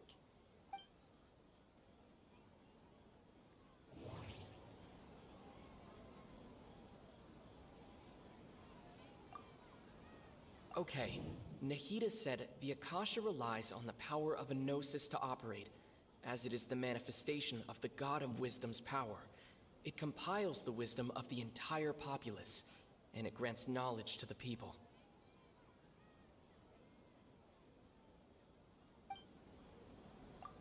People in Sumeru don't dream. What a strange... That doesn't sound... My mind feels exhausted. What's happening right now seems to have happened before. This feeling has been getting stronger and stronger.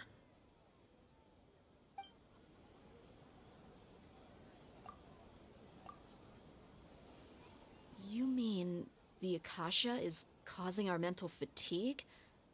Huh. Now that I think about it, my head's been feeling unusually heavy. When the desert dwellers set off on their quest for knowledge, a sage once said, knowledge always comes at a price. Compiling the entire country's knowledge. You think the Akasha pulled a 180 and is extracting information from us? Who knows? The Akasha can put knowledge into our heads, so who's to say that it can't also poke around in there? We don't know any specifics.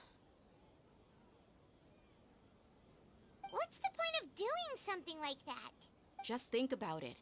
If you could combine the knowledge of every single person in Sumeru, then you can basically turn Sumeru City into a single massive brain. This hive mind could make breakthroughs in problems that even the smartest geniuses can't crack. An excellent deduction. And the analogy comparing Sumeru City to a massive brain? I love it. In that case, we should take off our Akasha terminals right away. Maybe that'll solve this problem. Yeah, I was only wearing this for show in the first place. Didn't expect the sages to cook up such a conspiracy. Mark my words, when this is over, I'm getting evidence and exposing this whole thing to the public.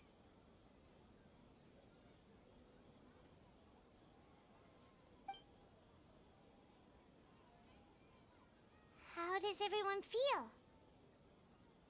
Huh? What is it?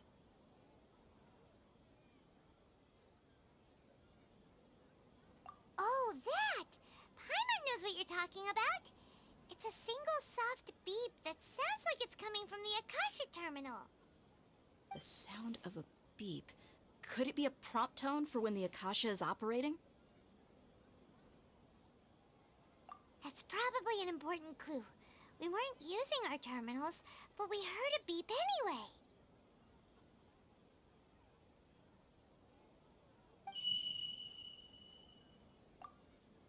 Traveler, did you hear that? I heard it too. Our ears aren't messing with us. There was definitely a beep, but it sounded like it was coming from inside my head.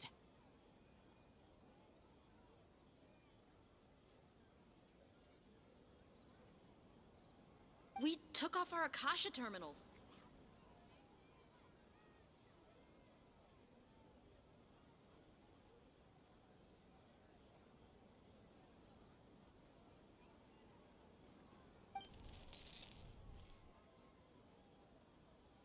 Phase runtime has exceeded its expected length. At this rate, there may be casualties. But we cannot lose all of our progress.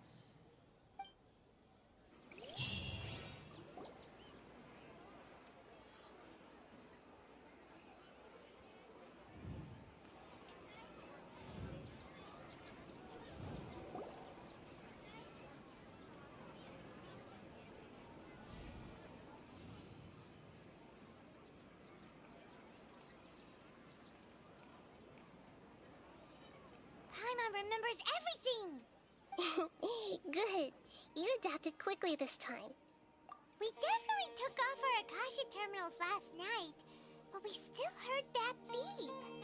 Why is that? But now we can at least confirm...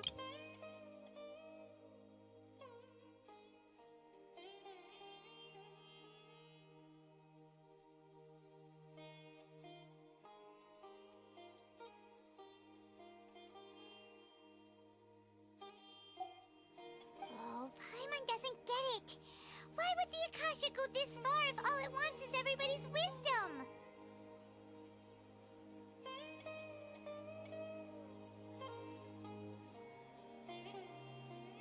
It's extremely difficult for lab rats in an experiment to understand why they're being treated the way they are. If we're lab rats, then what are you? Nahida, you've never told us anything about yourself. I guess I'm the moon. The moon? Wasn't that the result of our divination? Anyway, knowing who I am won't help you get closer to the truth, so you should focus on other things. Don't get distracted and miss any clues. Okay then. Dia helped us a lot yesterday, so let's go find her. If Paimon's reading the time correctly, those kidnappers should be showing up soon.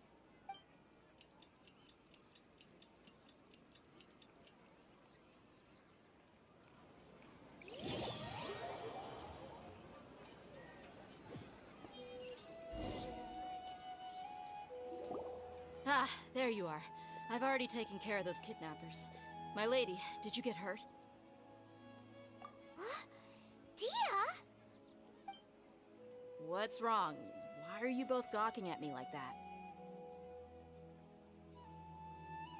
You didn't get hurt this time. Huh? What do you mean this time? Why are you so surprised that I managed to get out unscathed? Those kids were amateurs.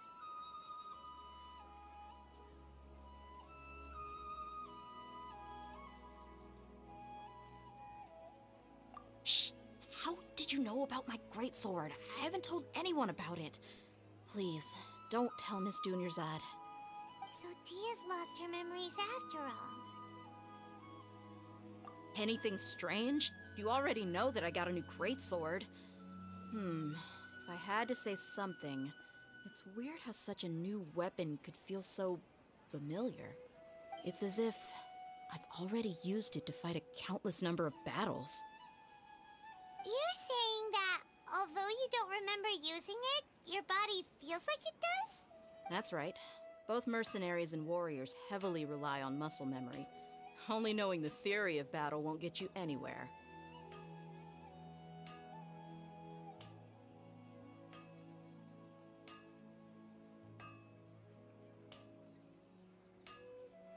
Traveler, what do you think?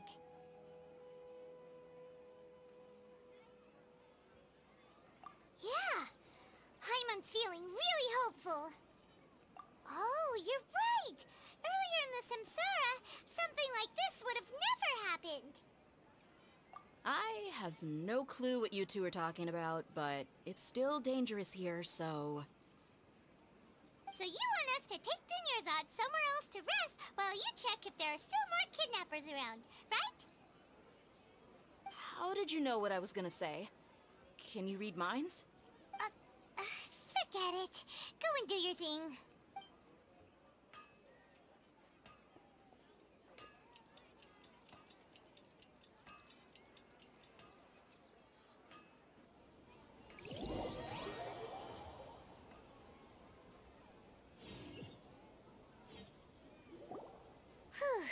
It's finally nighttime. Aside from Dia not getting injured, everything seems to have stayed the same. Listen, Nahida, we found out that Dia got out just fine today, even though she got injured every other time she fought the kidnappers. Do you think the Samsara has been broken? Have we saved Dunyarzad? Really? Good job on all that progress. Get some good sleep tonight. Hey, what kind of an answer is that? Tomorrow will come. Everyone assumes this is common knowledge, but the only way you can know that for sure is if you experience tomorrow. How many todays has it been? Is it possible that today will be followed by yesterday? Does tomorrow truly exist as anything beyond a made-up concept? It's even possible that this entire world is a lie, and the history of the whole world has just been one endless Sub-Zero's festival. Okay, no more. Paimon's brain is already shut down. That's why it makes no sense to waste your energy thinking about things you will learn tomorrow. Get some good rest.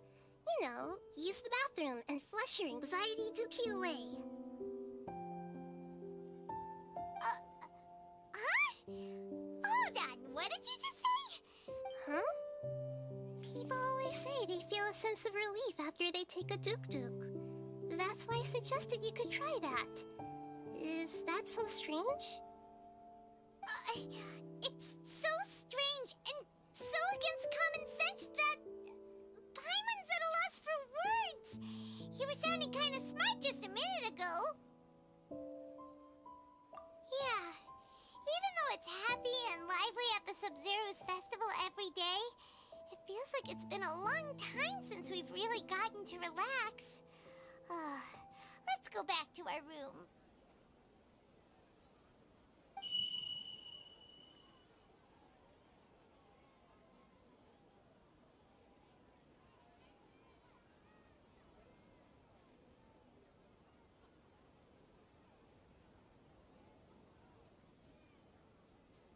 Continue the harvest.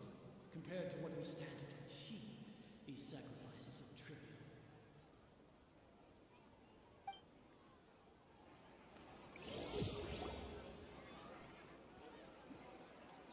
We're still in the same day.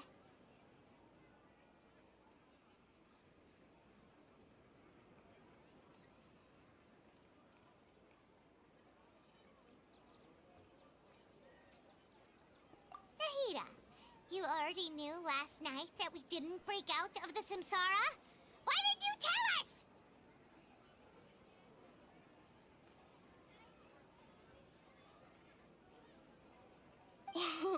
Would there have been a point? You would have spent the night with new worries, with tomorrow still out of reach. In that case, you might as well rest within that brief moment of hope. An opportunity like that doesn't come by often, and I thought it might help you clear your minds. Paimon thought the Duke did that! Whatever.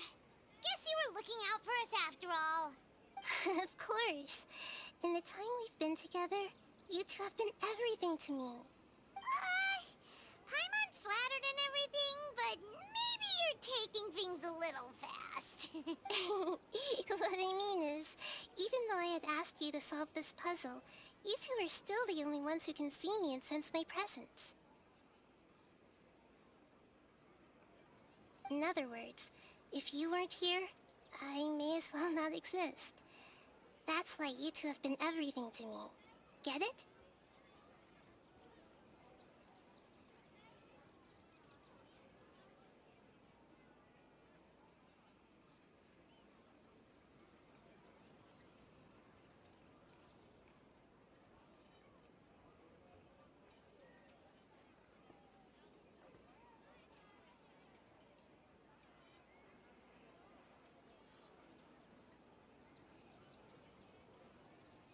Nahida's talking about confusing stuff again.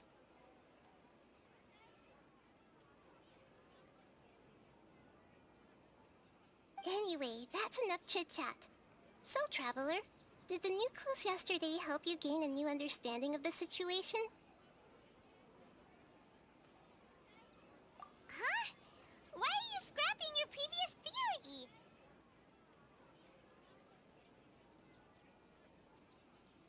Oh, yeah! You're right! Gosh, how did we not notice that? In a simple time loop, people's physical conditions should also reset. So, what's your new hypothesis?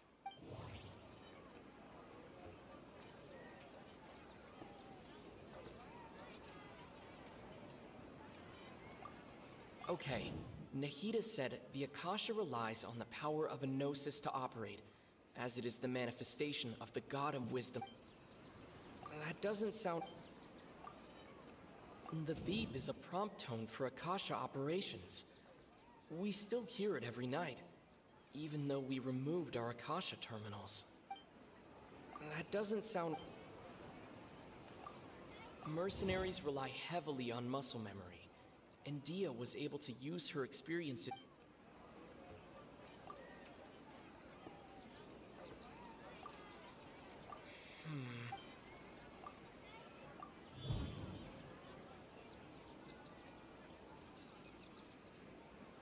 If all our memories of a day are erased at the end of that day, then we would unwittingly relive the same day again and again.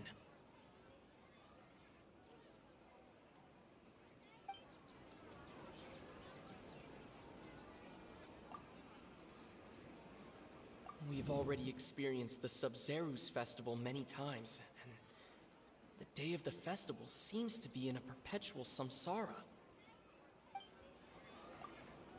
The moon, illusions, and lies. What do they all mean? That doesn't...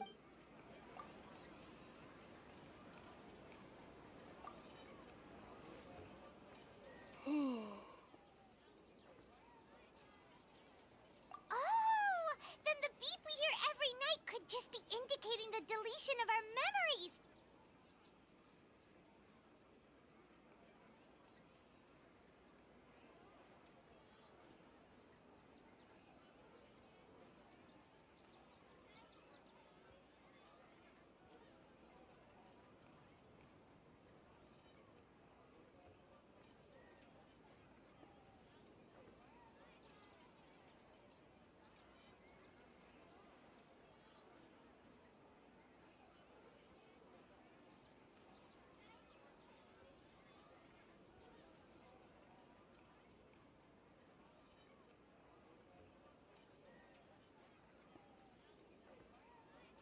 That's why when we wake up, everyone thinks the Sub-Zero's festival hasn't happened yet.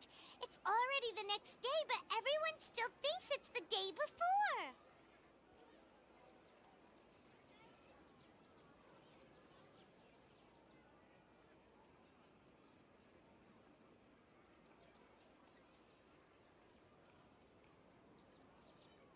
But muscle memory can't be erased. That's why Dia has been getting better at using her greatsword. Now... A brilliant deduction. Nahida, tell us if we're right or wrong. To put it simply, it's as if you've mistaken a pyro crystal fly for a firefly in the night. You lost sight of its true nature because you focused too much on your perception that it glows.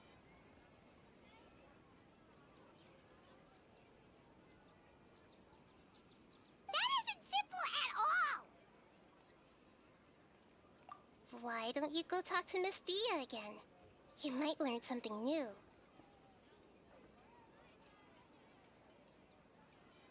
Right! She did help us find our latest clue after all. Let's go!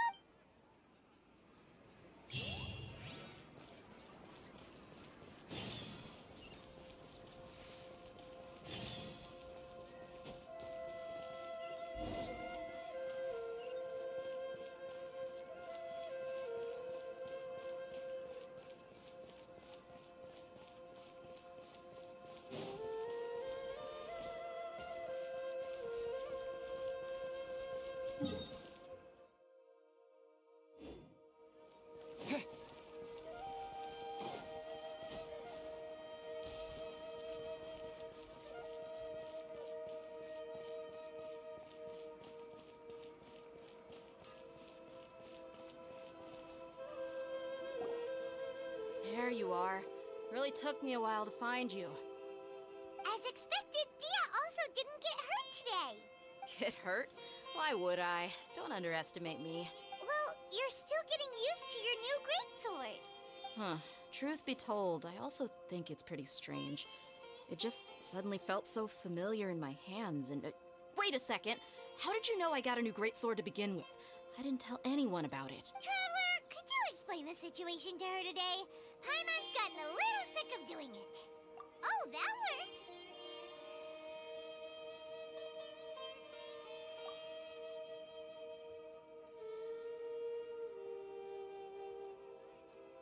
What happened to you guys while I was gone? Did you get brainwashed by some cult?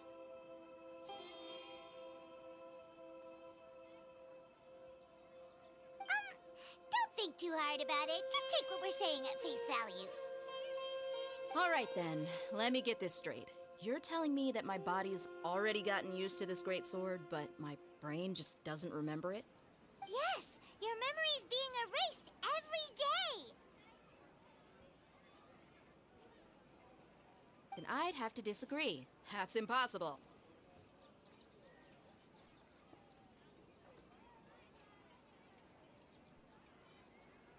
Oh? Why do you think that? If we've actually been reliving the Sub-Zeru's festival day after day, then what happened to the things we used, the money we spent, the food we ate? Common sense says my wallet should have emptied itself a long time ago. There's no way I wouldn't have noticed that.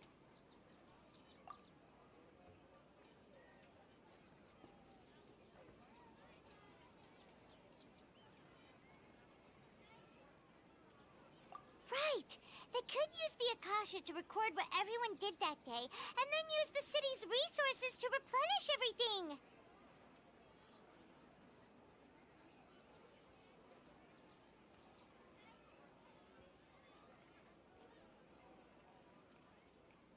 It's not very likely, but it's also not impossible. No, it is impossible. I've got proof. You have proof? Where? You two are surprisingly serious about this nonsensical discussion. Fine, I'll play along for a little longer. Come with me, Miss Dunyarzad. Please come along as well. I still can't guarantee that this area is safe.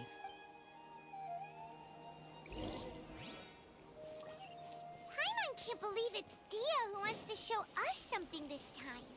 2 days ago, we were the ones taking her to see Dunyarzad.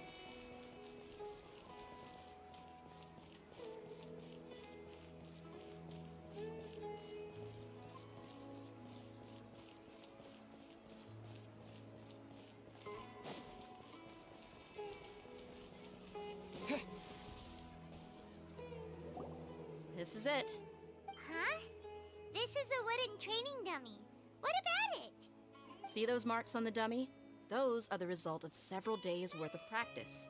Let's say the sages didn't replace it every day. Shouldn't it be hacked to pieces by now? That's true, but what if they did? Then the sages would have had to reproduce every mark I left during previous training sessions. I'm a professional fighter. My martial school has always emphasized the importance of refined control.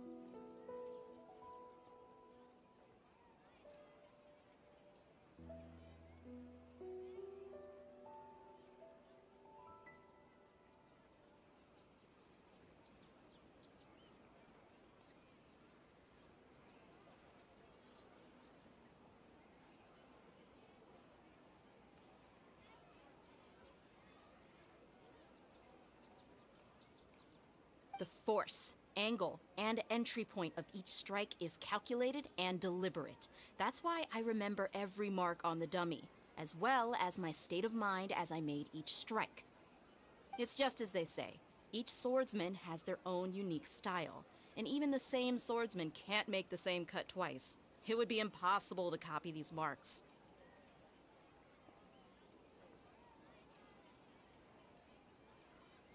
Is it really impossible? What if they used some fancy machine to carve every single mark? People often say that a camera's photo can never replace an artist's painting because the former has no spirit to it.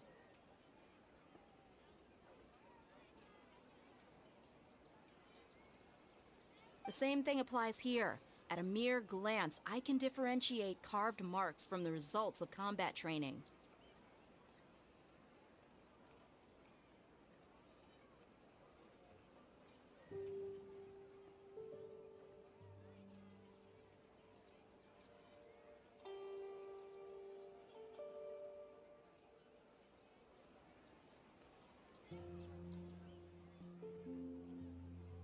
Whew! Hope that cleared things up for you. Hey, is this that new brain-exercise game that's been super popular with the scholars lately? It's surprisingly fun. Anyway, it's getting late. I should escort Miss Dunyarzad to Nilu's stage. See you later. Well, back to square one. Is our memory deletion theory also wrong?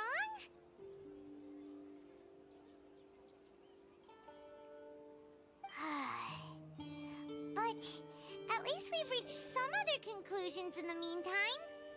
Yep, that's true. So, can we think of any new... Strange?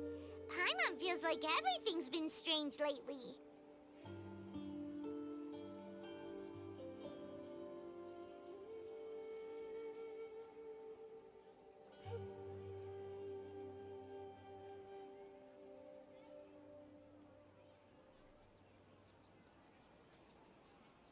Huh?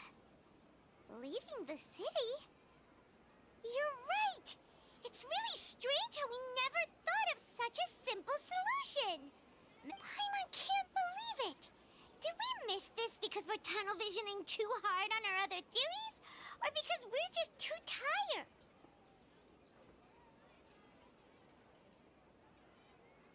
How about we go back and ask Nahida? Maybe we've forgotten something about leaving the city.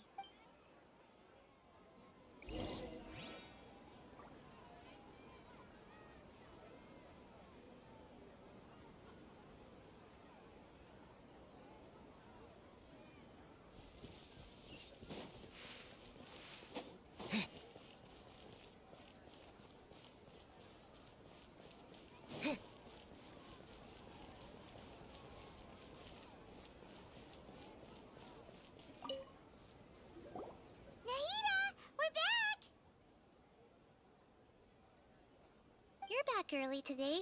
Did you find something new? Sort of. We're mostly sure now that we're not in a time loop. And we also aren't in the real world.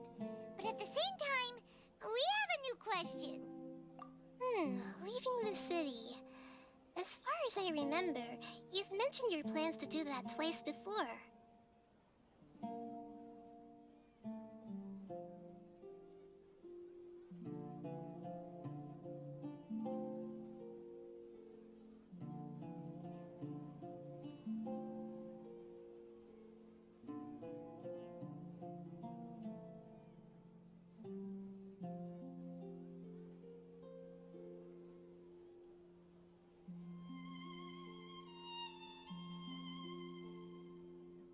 We did? But we don't remember anything. What happened after we talked about those plans? What did we say when we got back? Let me think. I don't think you ever actually told me what the outcome was. Oh, it's probably more accurate to say that both times you never came back the whole night.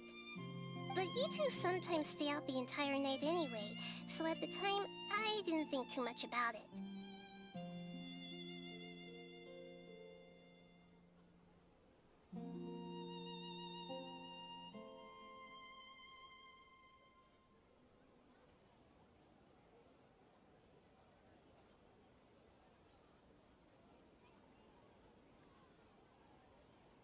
It is true that sometimes we lose track of time during our investigations. Before we know it, it'll already be the next day. But still, neither of us remember anything about leaving town. Really? That's kinda strange. In theory, I should have already awakened all your memories. Yep, something here's definitely fishy. Let's get to the bottom of this tomorrow.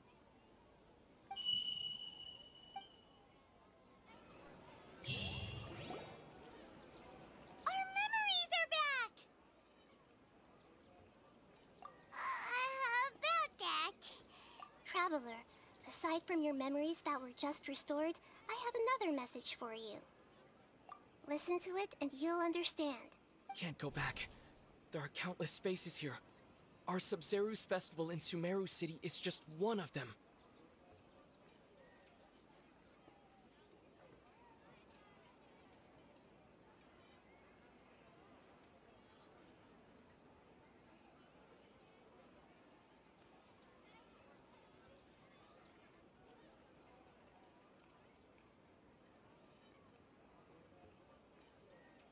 Traveler, you should be missing 2 days' worth of memories. Paimon will fill you in.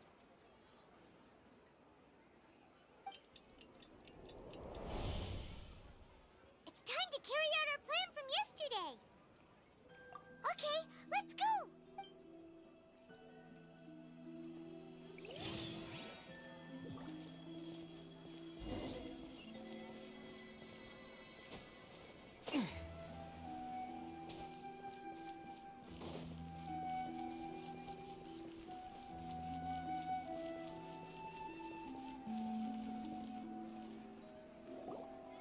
Why can't we leave the city? What is the Academia up to now? Don't ask me. It's not like I can tell you anything. This is a direct order from the Grand Sage. Just wait until tomorrow. I have a real emergency. My goods have already arrived at Port Ormos. If I don't hurry, they'll be stolen. That's your problem. Make sure you make a request in advance next time. But it's not like you can just predict business matters in advance. It looks like the Academia already announced a lockdown for Sumeru City today. How completely unsurprising. Let's go and question them. Hello, sir. Why can't we leave the city today? Here we go again. Don't ask me. I don't know either. We just received an order that no one is allowed to enter or exit Sumeru today. They didn't tell us anything else.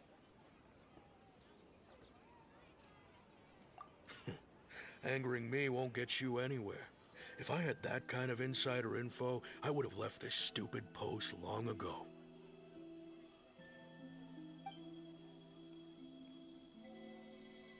It looks like he really doesn't know. If we can't get anything out of him, let's take matters into our own hands. Why don't we climb over the walls? This is a good spot, and the guard hasn't noticed us at all. Let's hurry! Huh? Why? Are you going to leave Paimon behind? But what if things get really weird out there and you get into some trouble? Then Paimon won't be able to help you. Oh, Paimon knows that Paimon can't do much, but we've always been together. Okay. Paimon will wait for you. Promise Paimon that you'll come back as soon as possible. Just a quick look.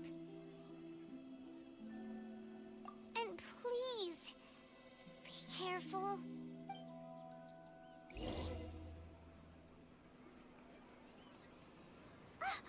Memories! Traveler!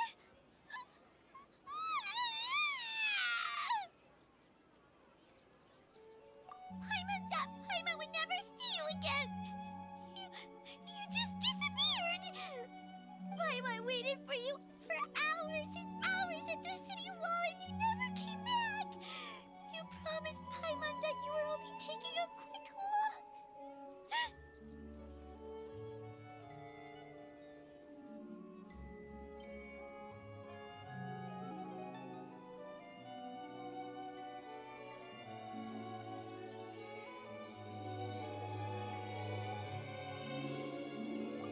Paimon, calm down.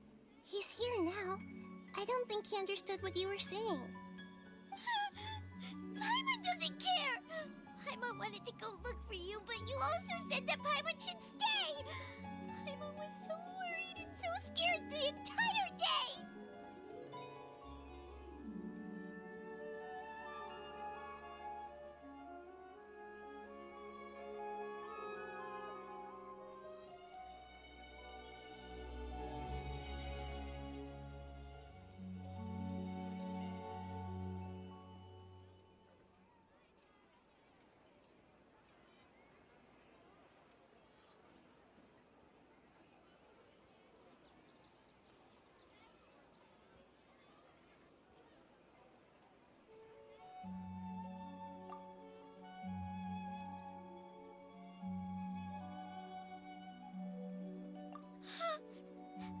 Okay.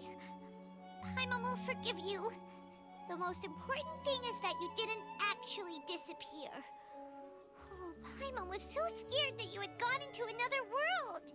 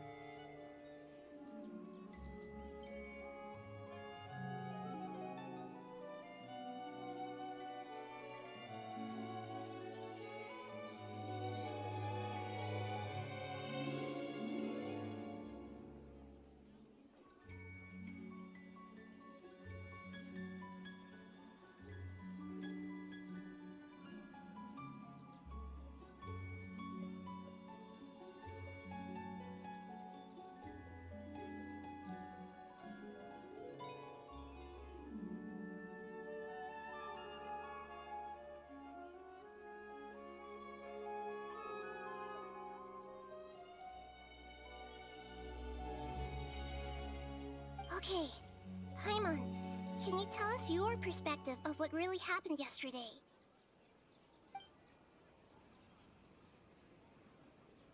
I see.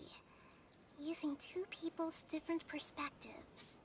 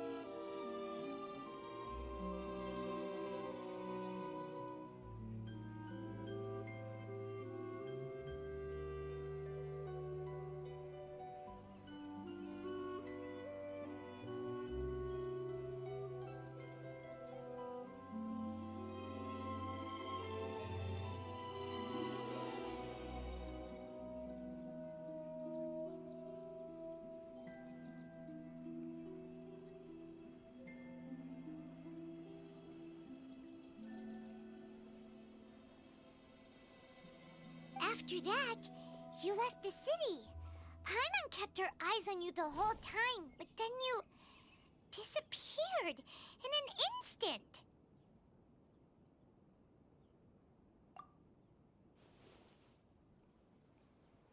No way! Paimon was watching you with the fullest attention. What's your perspective, Traveler? You sure you don't have any memory of this? I guess that explains everything. You also lost your memories the last 2 times you tried to leave the city. Those days' memories can't be awoken.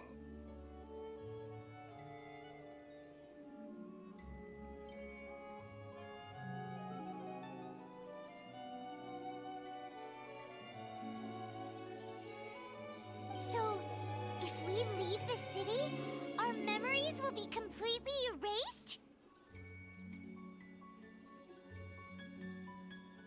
It really sounds like something big outside of the city is being hidden on purpose.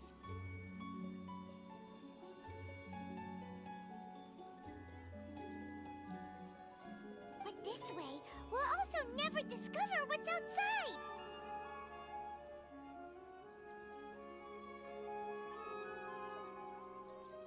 Something like a message? But how can we send it back?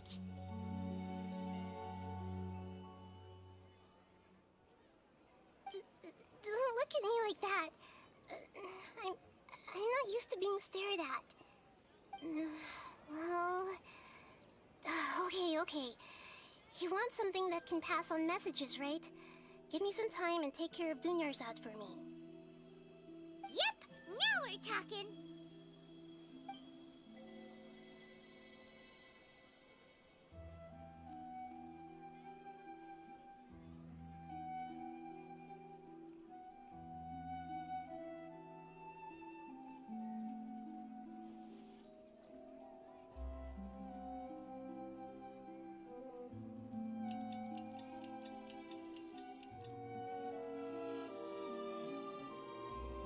I'm done.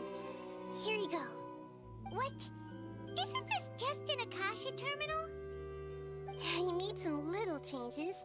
Akasha terminals are already capable of sending messages. I just tweaked it so that it could connect to any node. To make something like this? Nahida, you really know the Akasha like the back of your hand. Anyway, we can use this now to record a message, right?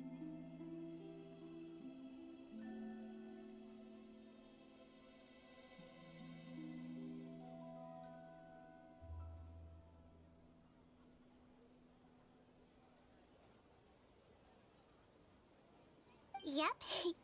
I'll help you save the messages. It should be pretty easy to use. I just can't guarantee the user's status and signal coverage when they're outside the city.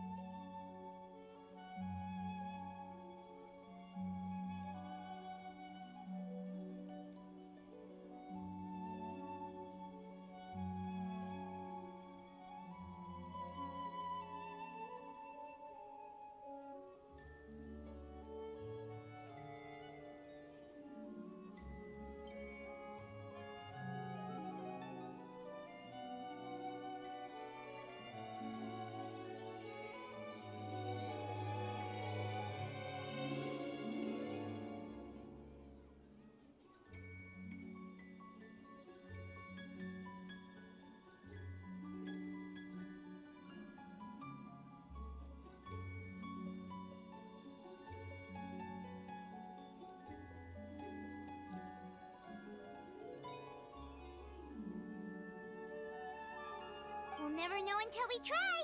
At least we're taking the initiative now. Let's go then. Let's expose those sages.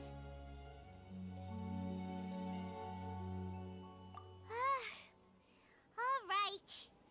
Paimon isn't as worried about being separated since it happened once yesterday. But Paimon still isn't happy about it. Okay, see you tomorrow, Traveler.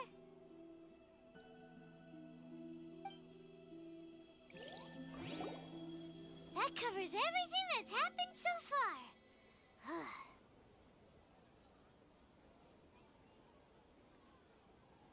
Yes, although the signal was choppy and had some interference, we still managed to receive 2 messages from you when you were outside.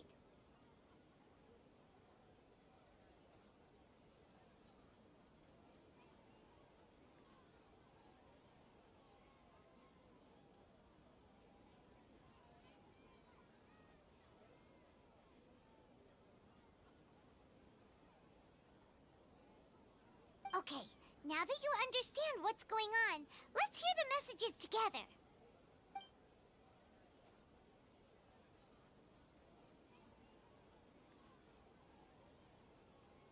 Can't go back. There are countless spaces here. Our Sabzeruz festival in Sumeru City is just one of them. I've entered another space. Before me are flowing sandstone and howling fish. Impossible and surreal sights. All these spaces are empty except for the occasional ones that contain mute puppets rather than people. I can't sense any human presence.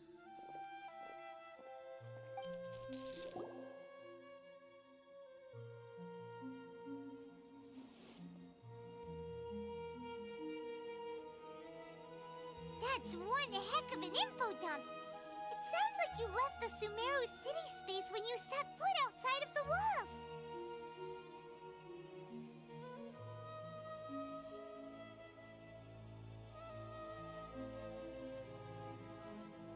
But everything looked completely normal when Paimon was looking out from the inside. That's unbelievable. And if we take your word for it, the other spaces all had very weird contents.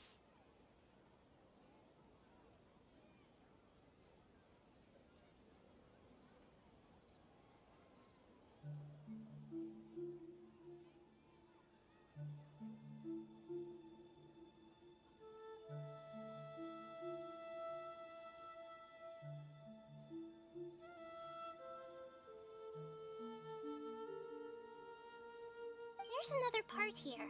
We only received it last night. These spaces have been disappearing one after the other, absorbed by something like a sun in the sky.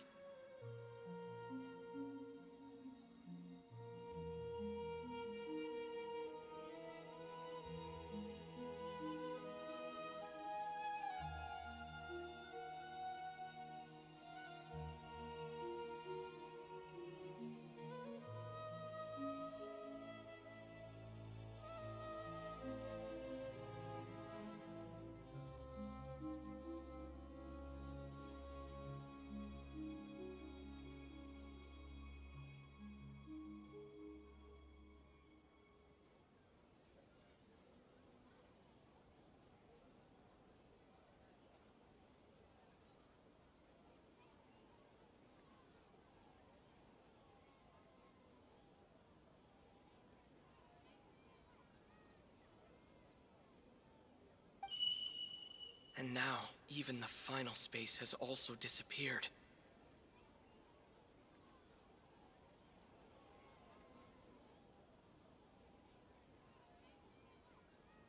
Behind me, a lot of spaces just appeared again from thin air. I get it now. Those spaces are actually...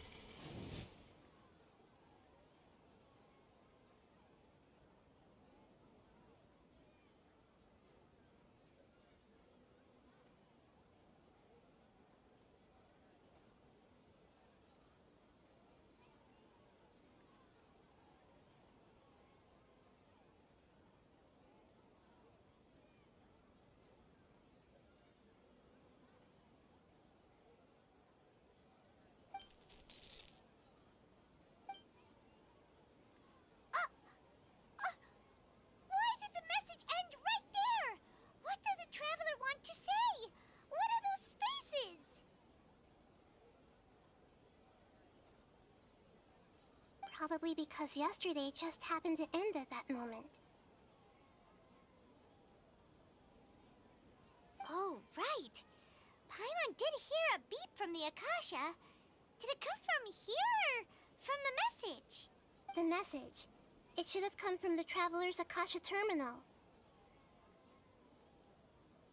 After the beep, Traveler said even the final spaces also disappeared.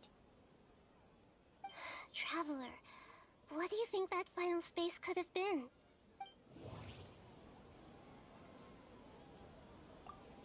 All the bizarre spaces I saw outside the city had one thing in common: a lack of human presence. Was that space actually the real world? But wouldn't a real space just randomly disappearing like that be catastrophic? My impression is that each day in this samsara only ends at the sound of that beep from the Akasha. That doesn't sound... Oh, so that's what it is! After the sound of the beep, the final space, the Sub-Zero's festival, also disappears, and we're taken to the next day! Later on, Traveler also mentioned a bunch of new spaces materializing behind them. Do lots of new spaces appear every day?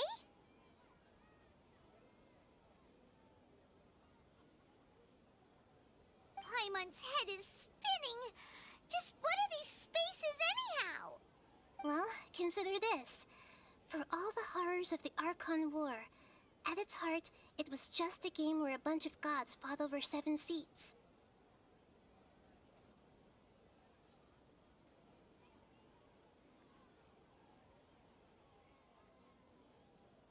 So no matter how strange or spooky things may look on the surface, maybe all they point to in the end is a small and simple secret.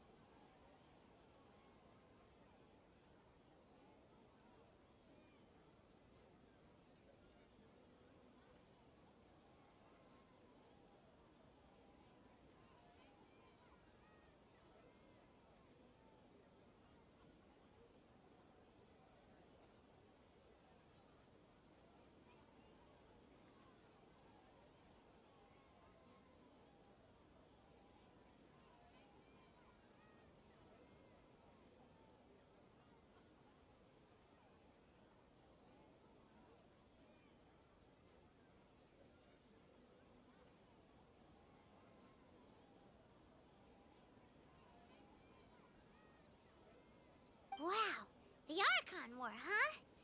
That's an analogy and a half.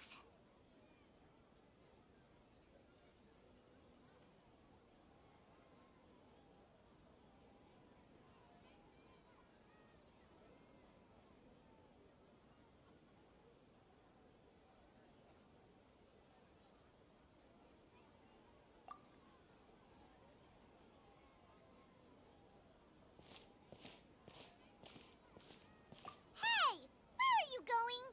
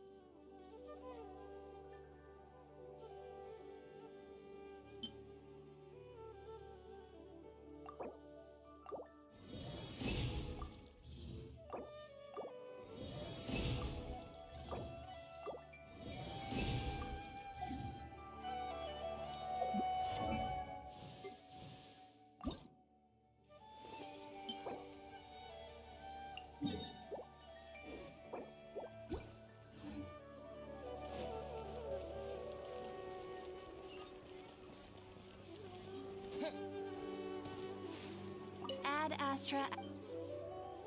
Thank you for Add Astra.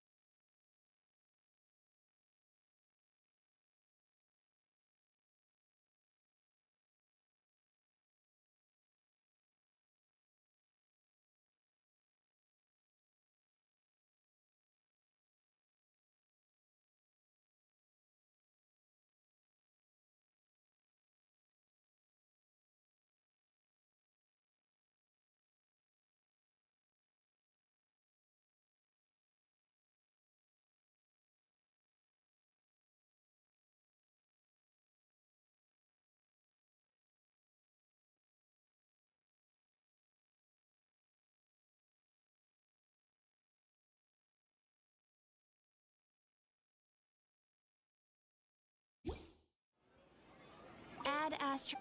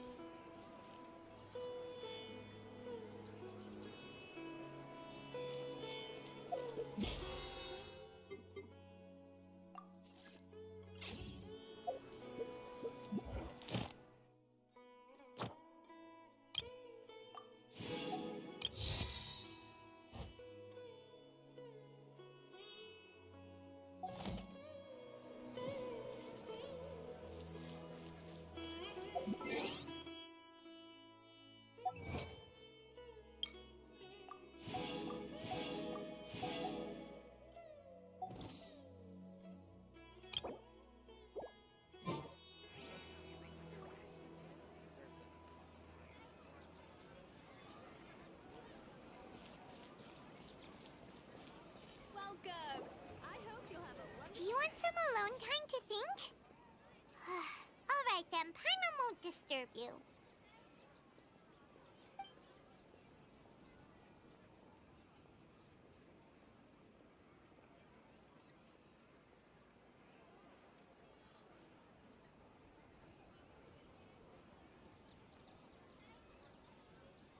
The dance of Sub-Zeros is about to begin. I'm going to go watch it. Okay. Why don't you go ahead, Dunyarzad? We still have some other stuff to do first. Okay then. See you later. Have you figured it out yet, Traveler? Time is ticking away. Awesome! What is it? Paimon wants to know. Oh, wait, no. Let's meet up with Nahida first. You can tell us both together. Then...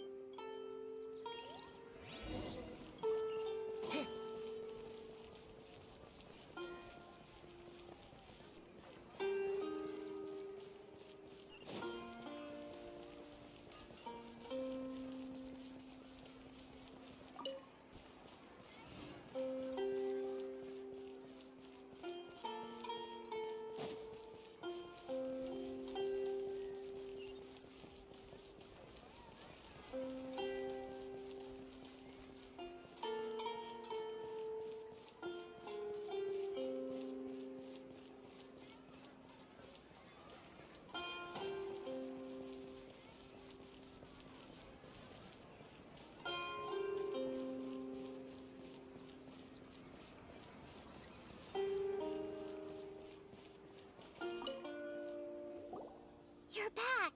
I've been waiting forever for you two. Judging by the looks on your faces, are you ready to take your Sub-Zero's exam and graduate from the festival? Okay, first off, have you discovered the hidden truth?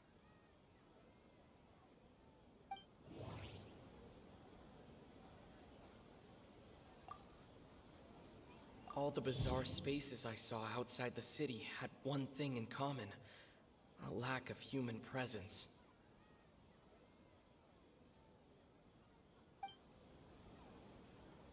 Those spaces remind me of dreams.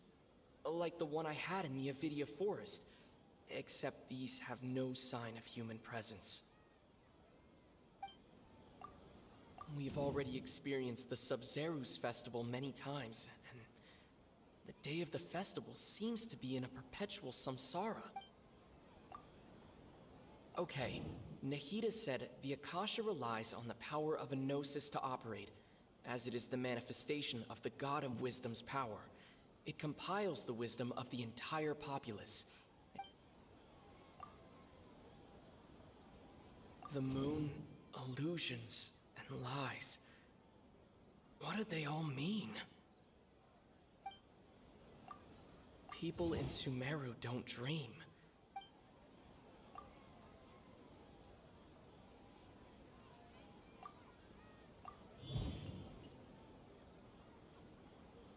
We are all in a dream. It isn't that the people of Sumeru don't dream. Rather, the Akasha is taking their dreams from them. People in Sumeru think they don't dream, but the truth is the Akasha steals their dreams without them knowing it. And those spaces with no human presence are stolen dreams without their host.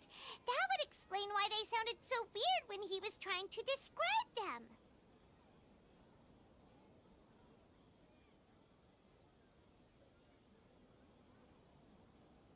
Huh. So people in Sumeru do dream after all. In fact, we're all in one big dream together right now. Correct answer. Now, how did you conclude that the Akasha is capable of this? The Akasha relies on the power of a gnosis to operate. It is the manifestation of the God of Wisdom's power. It compiles the wisdom of the entire populace. And it grants knowledge to the people.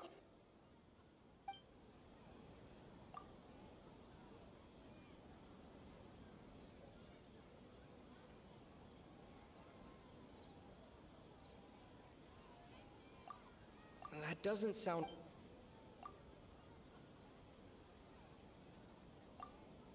That doesn't sound... That doesn't... Oh, okay. Those dream-controlling creatures in the forest also get their power from the Dendro Archon, right? That would explain why the Akasha has the ability to control people's dreams, too.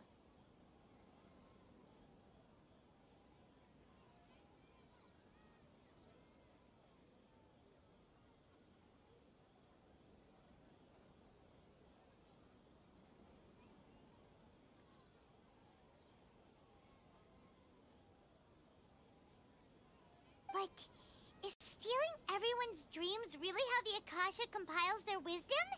Isn't there anything more to it than that? Dreams are fantastical, complex, and full of imagination. People's brains are the most active when they're dreaming.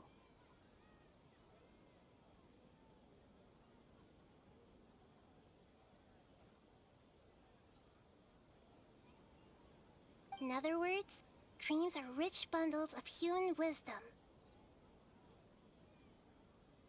So, in other words, the complete opposite of how Hypatia understood it.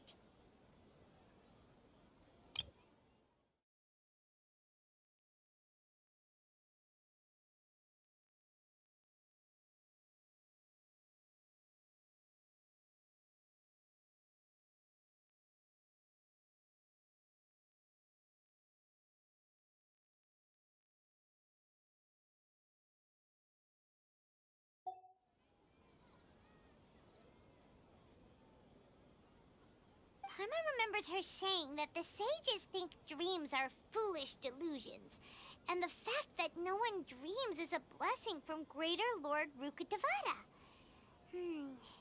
So it was all a dirty trick? The real story is that the sages from the Academia are using the Akasha to steal people's dreams for their own use, huh?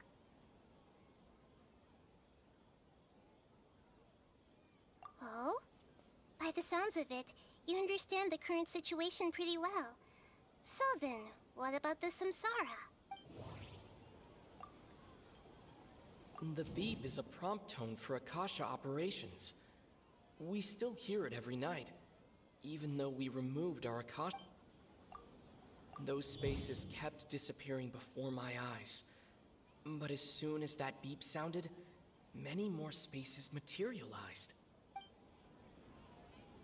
Those dreamscapes kept vanishing, but as soon as that beep sounded, more new spaces appeared.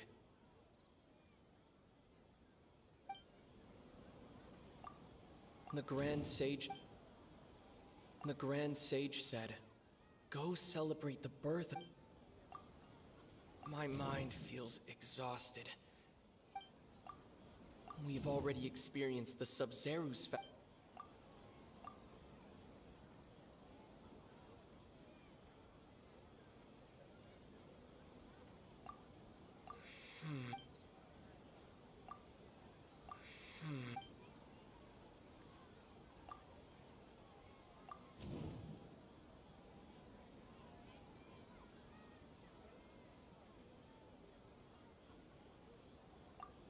Correct.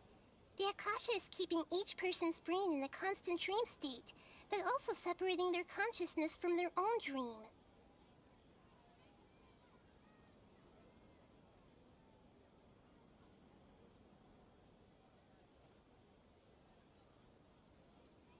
Their disembodied consciousness is placed inside the collective dream of the Sub-Zeru's festival along with everyone else's, while their now vacant dreams are harvested by the Akasha. No one is any the wiser as another day passes in the dream, and so begins another samsara cycle.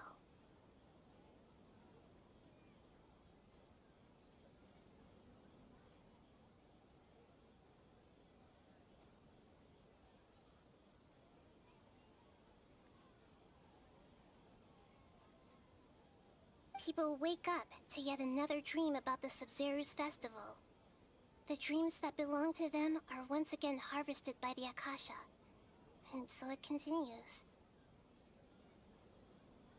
So, this is like a dream factory, and the Akasha is a dream harvesting machine. Did Paimon get that analogy right? Very good, Paimon. Using analogies well is an excellent habit to get into.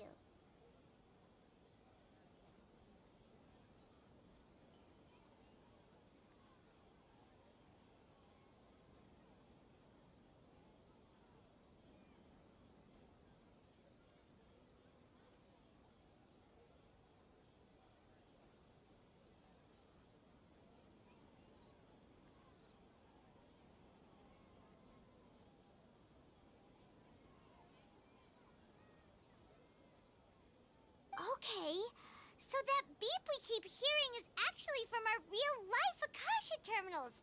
Taking off our terminals in this dream doesn't do anything.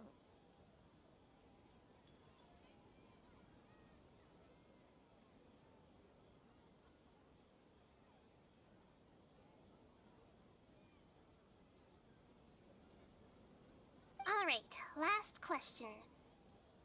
Who am I?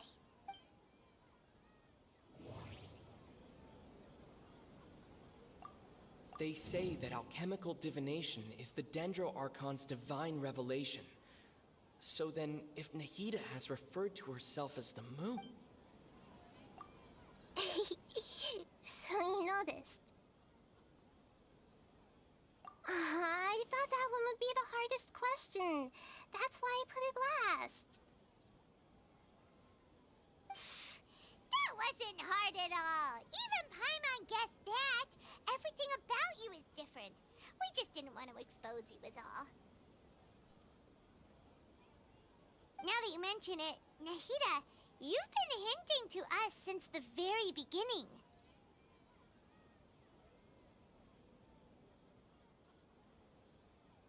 It's funny. Thinking back to when we were asking all over the place for info about Lesser Lord Kusanali, Paimon didn't expect to meet you like this. Yes, those can wait until we're back in real life. On the other hand, I'd be happy to answer any more questions you have about here and now.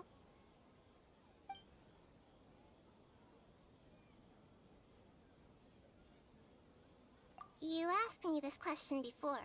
My answer was, it would literally blow your minds. Now that you know this is all a dream, this answer should hopefully make more sense. Have you heard the saying, don't wake a sleepwalker? Likewise, if someone suddenly had told you all this instead of you learning it on your own, your notion of reality and dream would be thrown into irreversible confusion. I couldn't expose you to that kind of risk. That's why I could only give you very subtle hints and some suggestions. Long story short, I'm really sorry I had to keep you...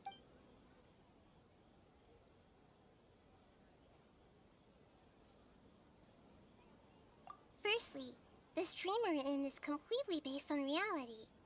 People have already experienced this Sub-Zero's festival, so it would be very difficult for them to find anything that strikes them as surreal.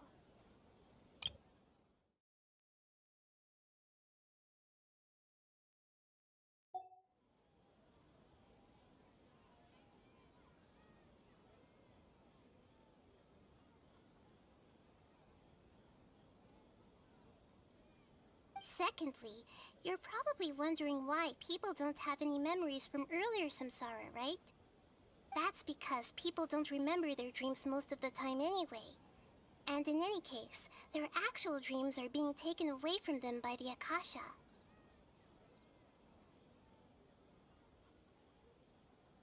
So whenever they wake up in this dream of the Sub-Zero's festival, they don't remember anything from their previous identical dream.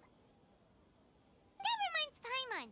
Traveler had a dream when we were in the Avidia forest, but couldn't see what it was about after waking up. Is that an example of what you mean? Yes. Only after receiving the blessing of Dendril can a person gain the Dendril element's dream-enhancing power. That explains the feelings of déjà vu.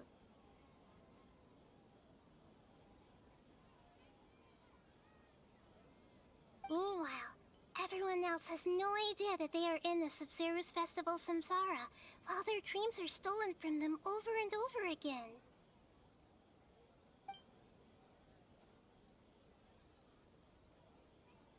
Can humans really keep dreaming forever like this? Will it ever end?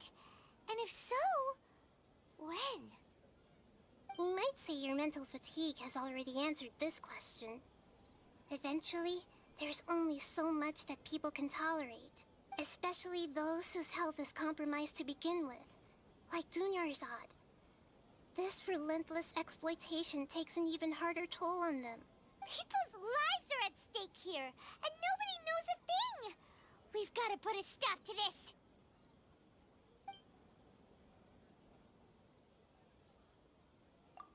I know, right? Why did they have to base this dream on my birthday? Could it really just be a coincidence?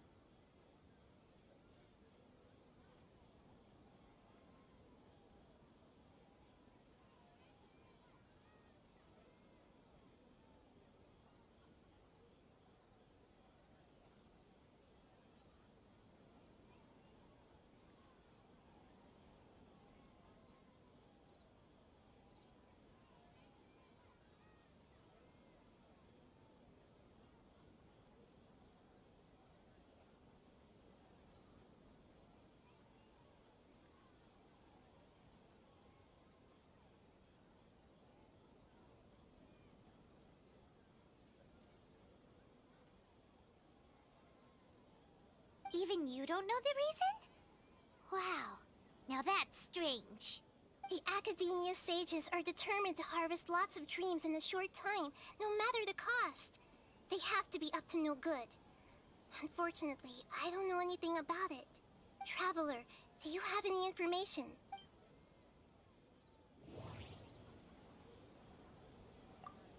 Those spaces remind me of... dreams. Like the one I had in the Avidia forest. Except these have no sign of human presence. Okay, Nahida said the Akasha relies on the power of a gnosis to operate. The Grand Sage said, "Go celebrate the birth of that god to your heart." Celebrate the birth of that god?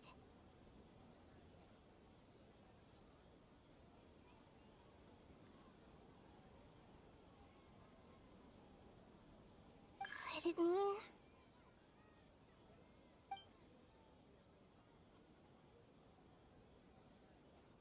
I know, right? Why did they have... Even you don't know the reason? The Academia's traveler. Do you...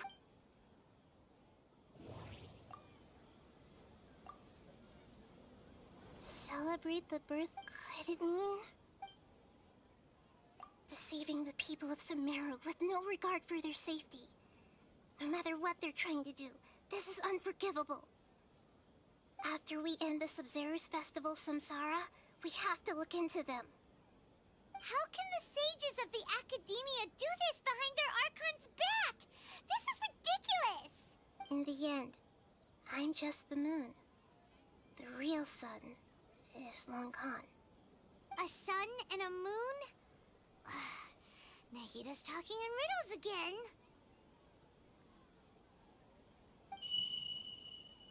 Oh, we're out of time today. I'll tell you how to break free of the Samsara tomorrow. See you then.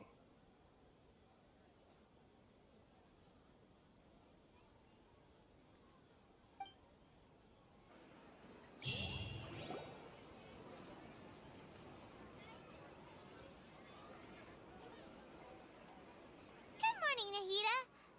Wait. Now that Paimon remembers everything, should we instead say good morning, Lesser Lord Kusanali? Hey, what's wrong, Nahida? You don't look too good. I'm afraid that what you're thinking right now is correct. Did Dunyarzad already disappear? No way. Are we too late?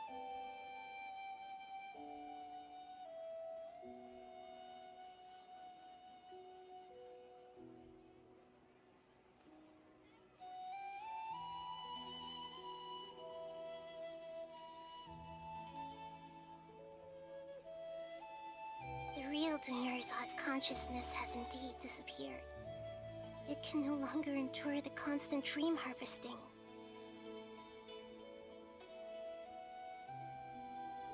Paimon can't believe it. Wait, so what about that other Dunyarzad? Just what is she? She's actually something like a puppet, but not completely.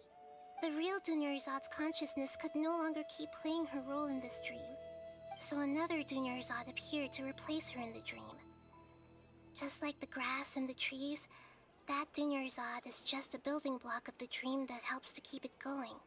But personality-wise, she's nothing like the real Dunyarzad. Puppets are stiff, and can't copy a living person's vitality. After all, they're just there as filler. You know, speaking of which, the old Dunyarzad might not have been too different from a puppet. Dunyarzad truly believed that she met you within her consciousness, and it was you who inspired her. So you do remember her after all. Yes. Back then, her family was overly protective of her. No one cared about her personality or thoughts.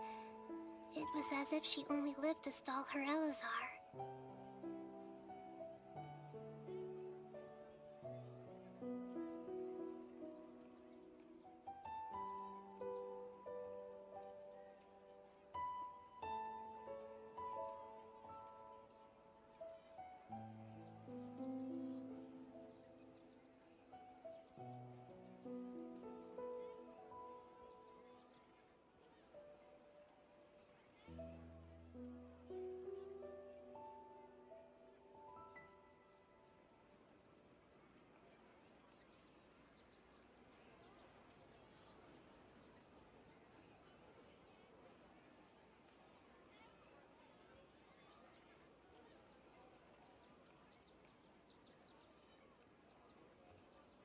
I just gave her a little wisdom so she could look at life in a new way. So that she could be her own person. But even so, she's still... Far from it. I'm still a long way off from being a real Archon. I couldn't even save her. If I were a competent Archon, I wouldn't have let my most faithful follower die at the Sabzeruz festival with so many regrets. Please don't beat yourself up over it, Nahida. It's the sage's fault, and theirs alone. I'm not beating myself up. Don't be like that, Nahida. Even real Archons are still allowed to be sad. To prevent more tragedies like this, we must end the samsara as soon as possible. Great, but how do we do that? Although the Sabzeruz festival dream is under the Akasha's control, only humans can dream. Even the Akasha is unable to create them.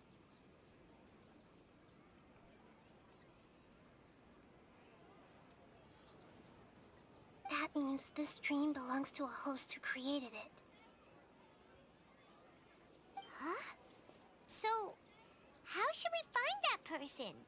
Well, if this is someone's dream, then everything here must come from deep within their consciousness. Which means, with the power of imagination, they can change anything in this dream. Imagination? What do you mean by that? Imagination means breaking through what you perceive as normal. Like when a server at a tavern brings a plate to you, you'd naturally assume that food is on it. However, if you're the dream's host and you become aware that you're dreaming, when you imagine gold and more on the plate,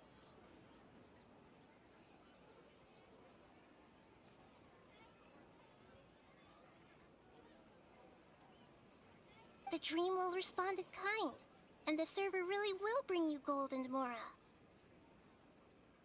But right now, our host is unaware that this is a dream. No matter how many times they're served, it will always be food.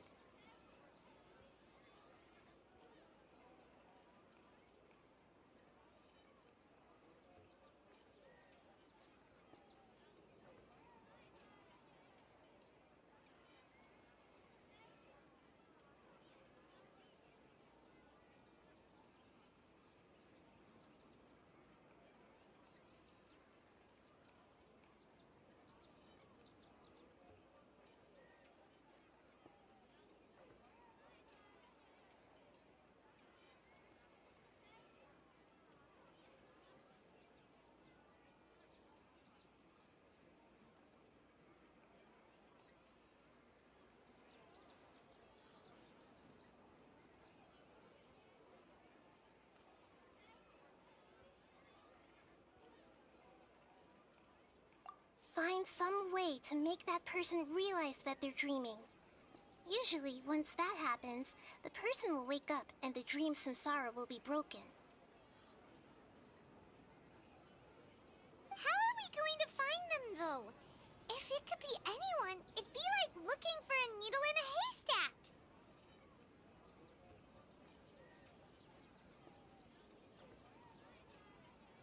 And even if we did find them, how are we supposed to make them realize they're dreaming? After all, like you said, don't wake a sleepwalker. It's extremely difficult, yes. But the only ones who can do it are you two. Remember, everything you've achieved up to this point has all been for the sake of finding the host and ending the samsara. As for me, during this time, I'll be out of town. Out of town? Are you going to that place full of dreams where the Traveler went? Yes. I want to try something. There must still be a small wisp of possibility. Naringo! Dreams are supposed to be fantastical, romantic, and full of pleasant surprises. Unnecessary things like this samsara need to end. Paimon's still a little upset that we've come this far only for Dunyarzad to... She was such a good person, with such a simple wish. But fate was against her. Yeah, saving Dunyarzad is what kept us going this whole time. But we mustn't lose hope, Traveler. Dunyarzad would definitely want to see us save everyone else. So let's break the samsara for her sake. Paimon's wondering, do you think the sages would get one of their own to be the host of this dream? Feels like it would be easier to control it that way, no?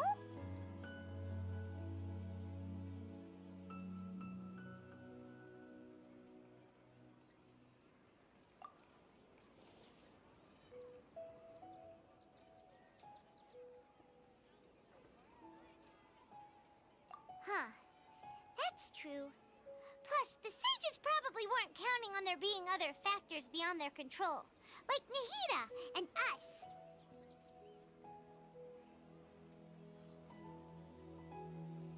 So, who do you think the host of the dream is? Oh, that would make sense. Ferris, the Knight of Flowers, is a symbol of the whole Sumeru's festival, right? Pretty core character. Let's go ask him some questions, shall we?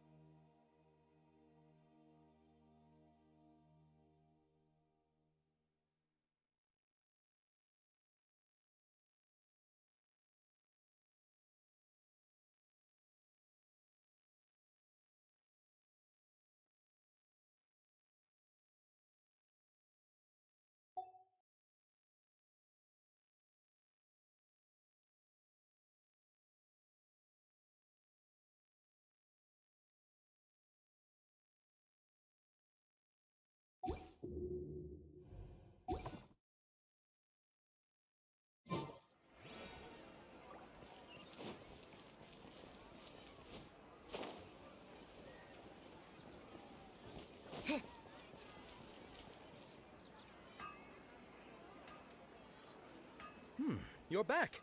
You left in a hurry last time. Is everything okay? Everything's fine. Just, it's a little hard to explain.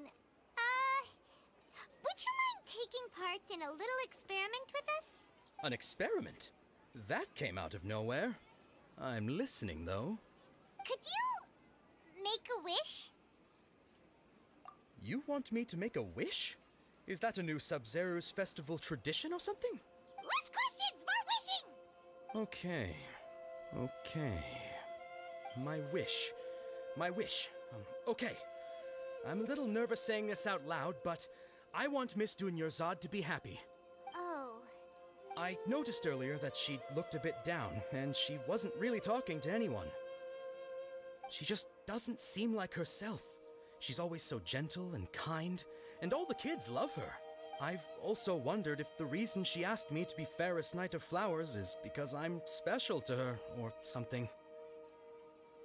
So, you have a crush on Dunyarzad? Oh, is it that obvious? After what I just said, I guess it is. When she placed the hat of the Knight of Flowers onto my head, she said to me, "I want everyone to have a happy Sub-Zeru's festival." What she didn't realize was that I'm not that interested in how everyone else feels. In that moment, I just wanted to be her Knight of Flowers for the rest of my life. 50 years, 100 years, I'll serve her till the end of time. Okay, yeah, that was a bit much. Felt like the right moment to get it off my chest, but that was pretty embarrassing. Okay, I'm ready to make my wish. I would like Miss Dunyarzad to appear in front of me right now with a smile on her face. Here goes. Please come true. I'm gonna open my eyes. Oh, you're... What? Faki? Sorry, but only one portion of Yalda candies per person. Back home you go. Nice try, you two. Anyway, never mind. I don't need to see her appear right in front of me. As long... Guess he isn't the host of this dream after all. Should have expected it wouldn't be this easy.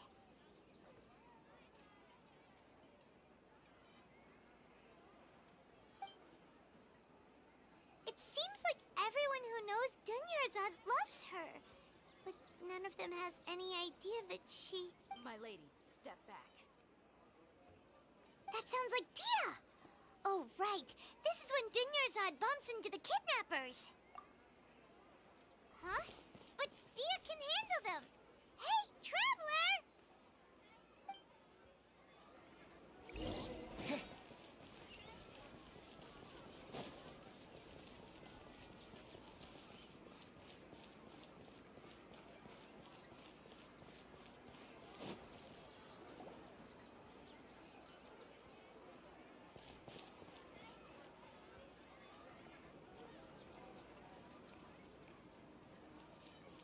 Oh, it's you. Great timing.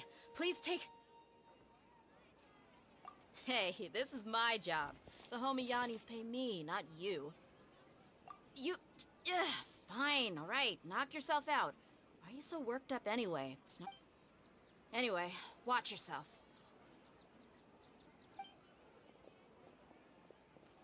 So you got yourself some backup.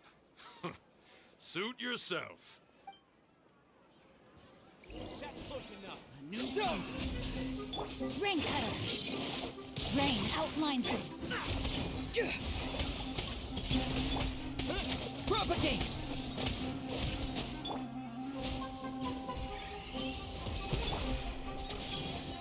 Share my knowledge.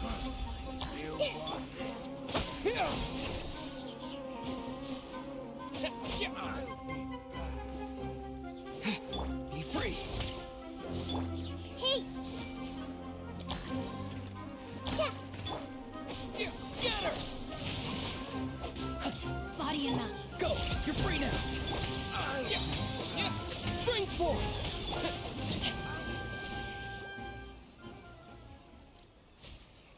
Traveler, were you just taking your anger out on those guys? You and Nahida both. Dunyarzad wouldn't want to see you two like this. Oh, and speaking of her, Paimon just remembered something. Remember how during the first Sub-Zeru's festival, before the Samsara started, we came here with Dunyarzad? Because she said it was because she had forgotten something. Okay, so Paimon's memory is working so far. Anyway, Paimon also remembers that she is staying somewhere around here. She pointed it out to us the night before the Sub-Zeru's festival.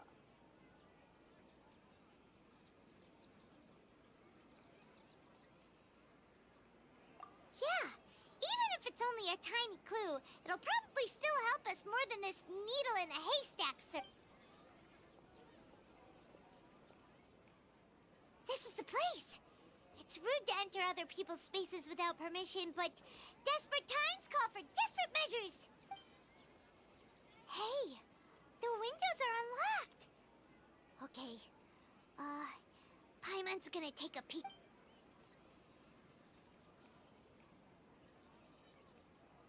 This was only a temporary residence, so there was pretty much nothing inside except this book on the table. Should we open it?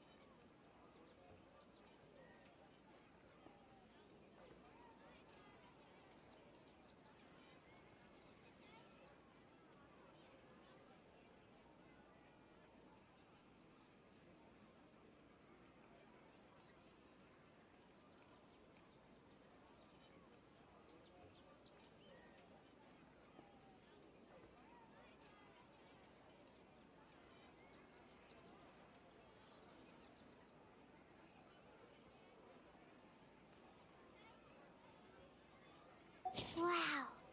Dunyarzad wrote all of this. Sounds like she was always thinking of us even while we were away.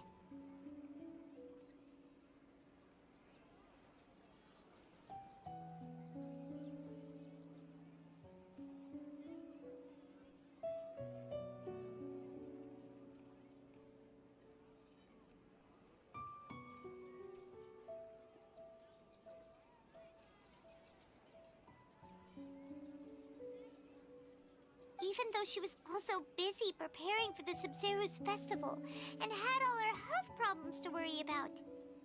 She must have wanted to give this to us as a gift on the day of the Sumeru's festival, right? If we hadn't found this book, we never would have known. But now that we know, we can't even thank her.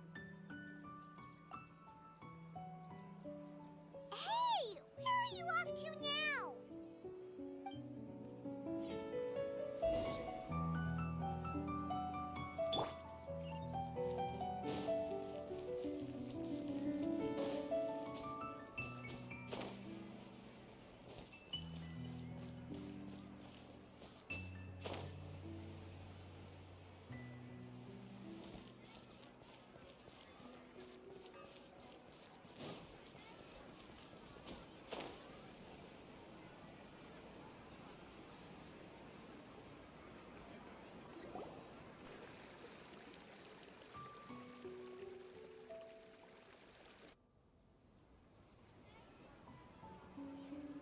Dunyarzad's puppet.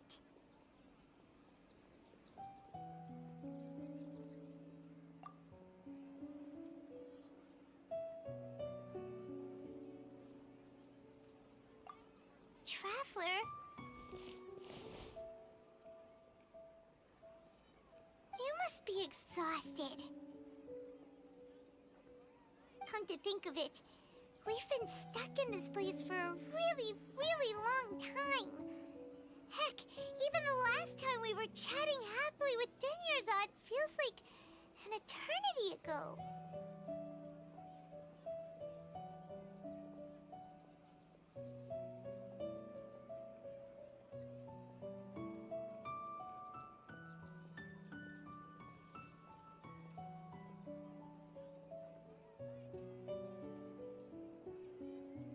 Paimon still remembers when we were sitting here, and the way her eyes sparkled when she talked about Nilu's Dance of Sub-Zerus. There will always be frustrations in life, but I know that the point of living is not to leave behind any regrets.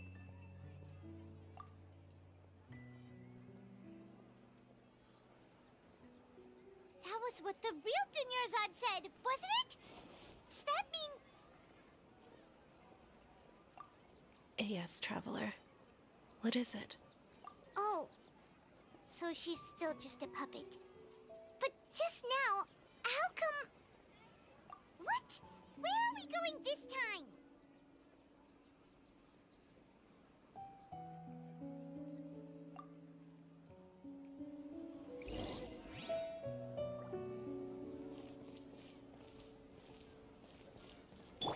Everyone hold hands.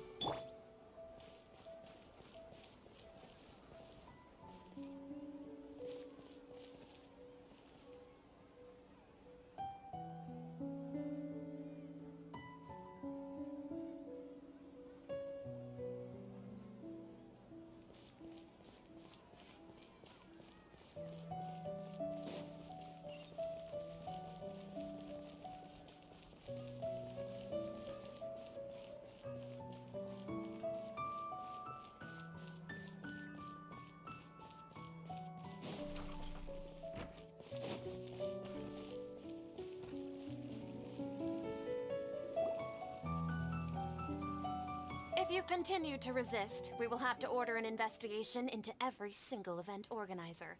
The Grand Sage has already granted you much leniency. I advise that you exercise tact. How did things turn out like this?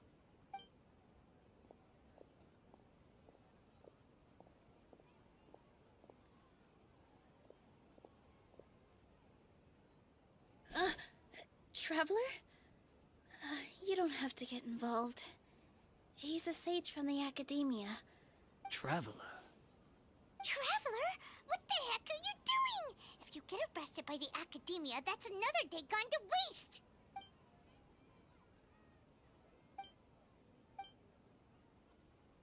Wait, they're not reacting. Have they been scared stiff? Oh, of course! If this is the Sage's plan, they wouldn't put themselves through this. So they're just substitutes. What is this? What happened to the Grand Sage and his entourage?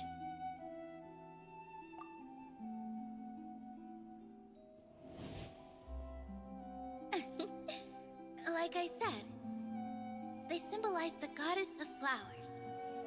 It's just a shame that all the real Padisaras went extinct after her death. Yes.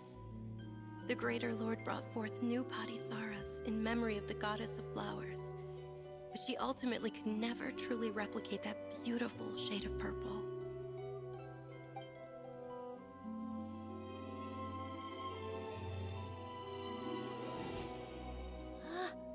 That beautiful shade of purple.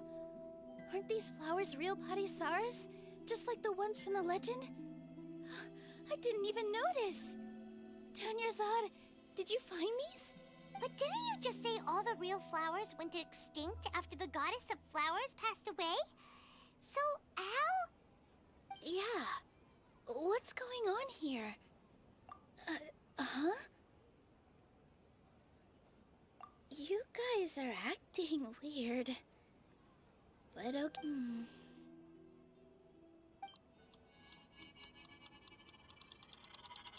Hey! They disappeared! So Nilu's the host! What a surprise!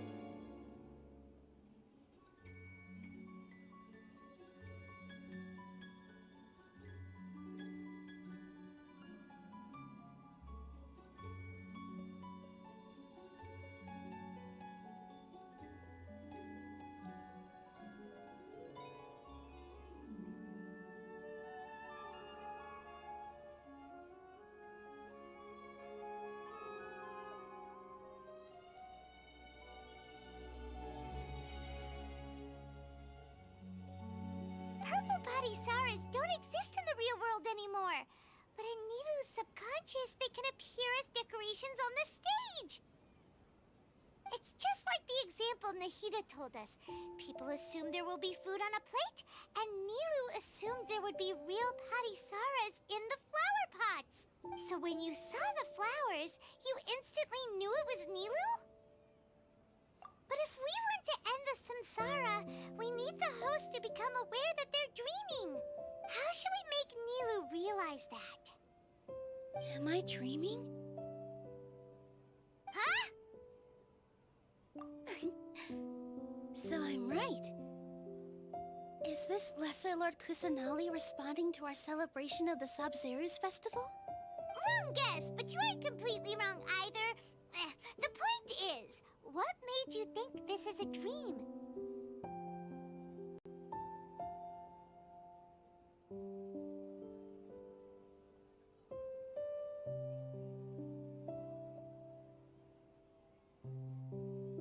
As far as you know, people in Sumeru don't dream, right? Yeah, but have you heard the tale of the first sage? To prevent a calamity, he went on a journey to find the Dendro Archon. Ooh, sounds familiar. Dunyarzad told us a story like that when we first arrived in Sumeru City. So it was about the first sage, huh?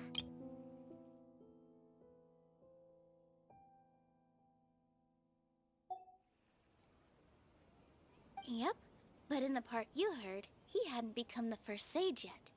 There's more to the story.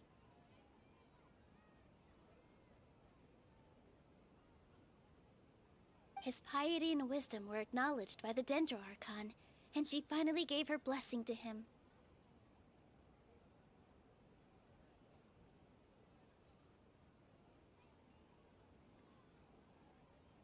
All kinds of spectacular scenes appeared in front of the first sage, as if all the knowledge in the world was being painted onto a canvas right before him. He was captivated.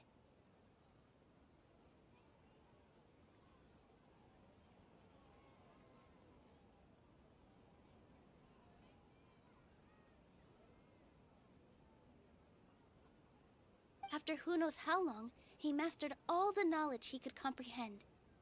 Afterward, he said to the Dendro Archon, "I miss my parents, my wife, and my children. I've been away from home for far too long. They must be worried."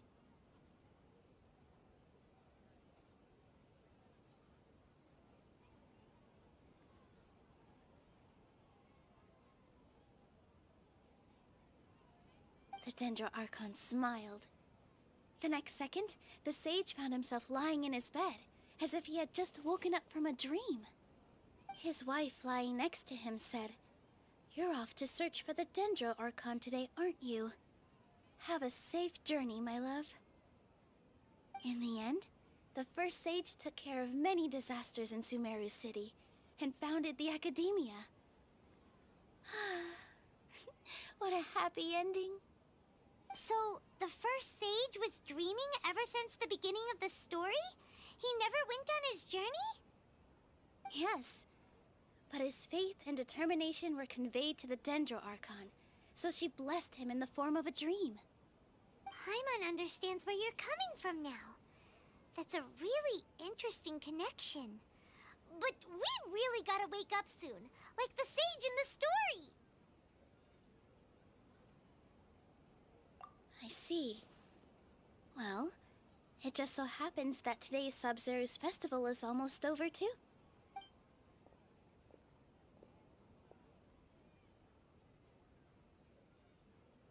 Since we're in a dream, let's make this final dance of Sub-Zero's as beautiful as we can.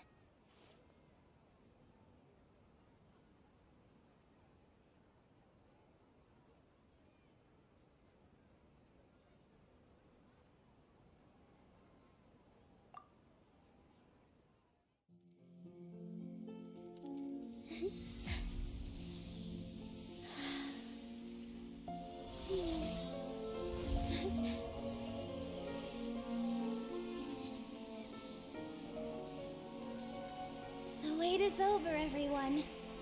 I dedicate this to our god, the Dance of Sub-Zeros.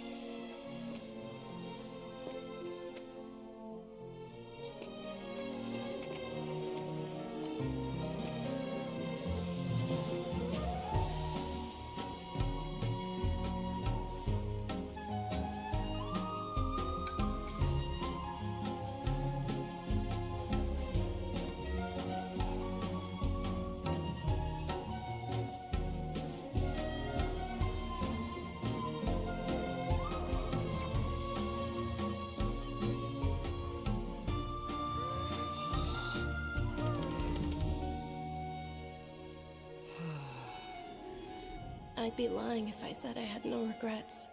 I would have loved to see Nilou's dance.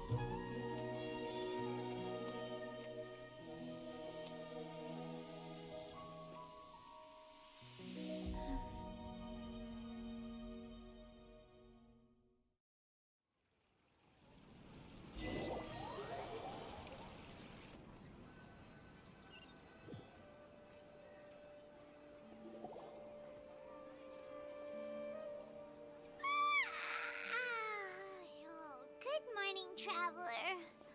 Oh, Paimon feels like she's been asleep for the longest time. Paimon's head feels super heavy. Did we oversleep? Do you even remember going to sleep last night? Paimon thinks it was after the Sub-Zero's festival. The Sub-Zero's festival! Have we finally escaped from the Sub-Zero samsara? Quick! Take off your Akasha terminal!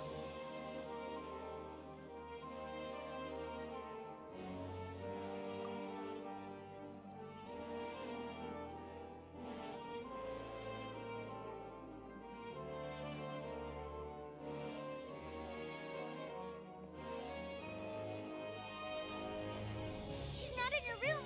What happened? Huh? What usual spot?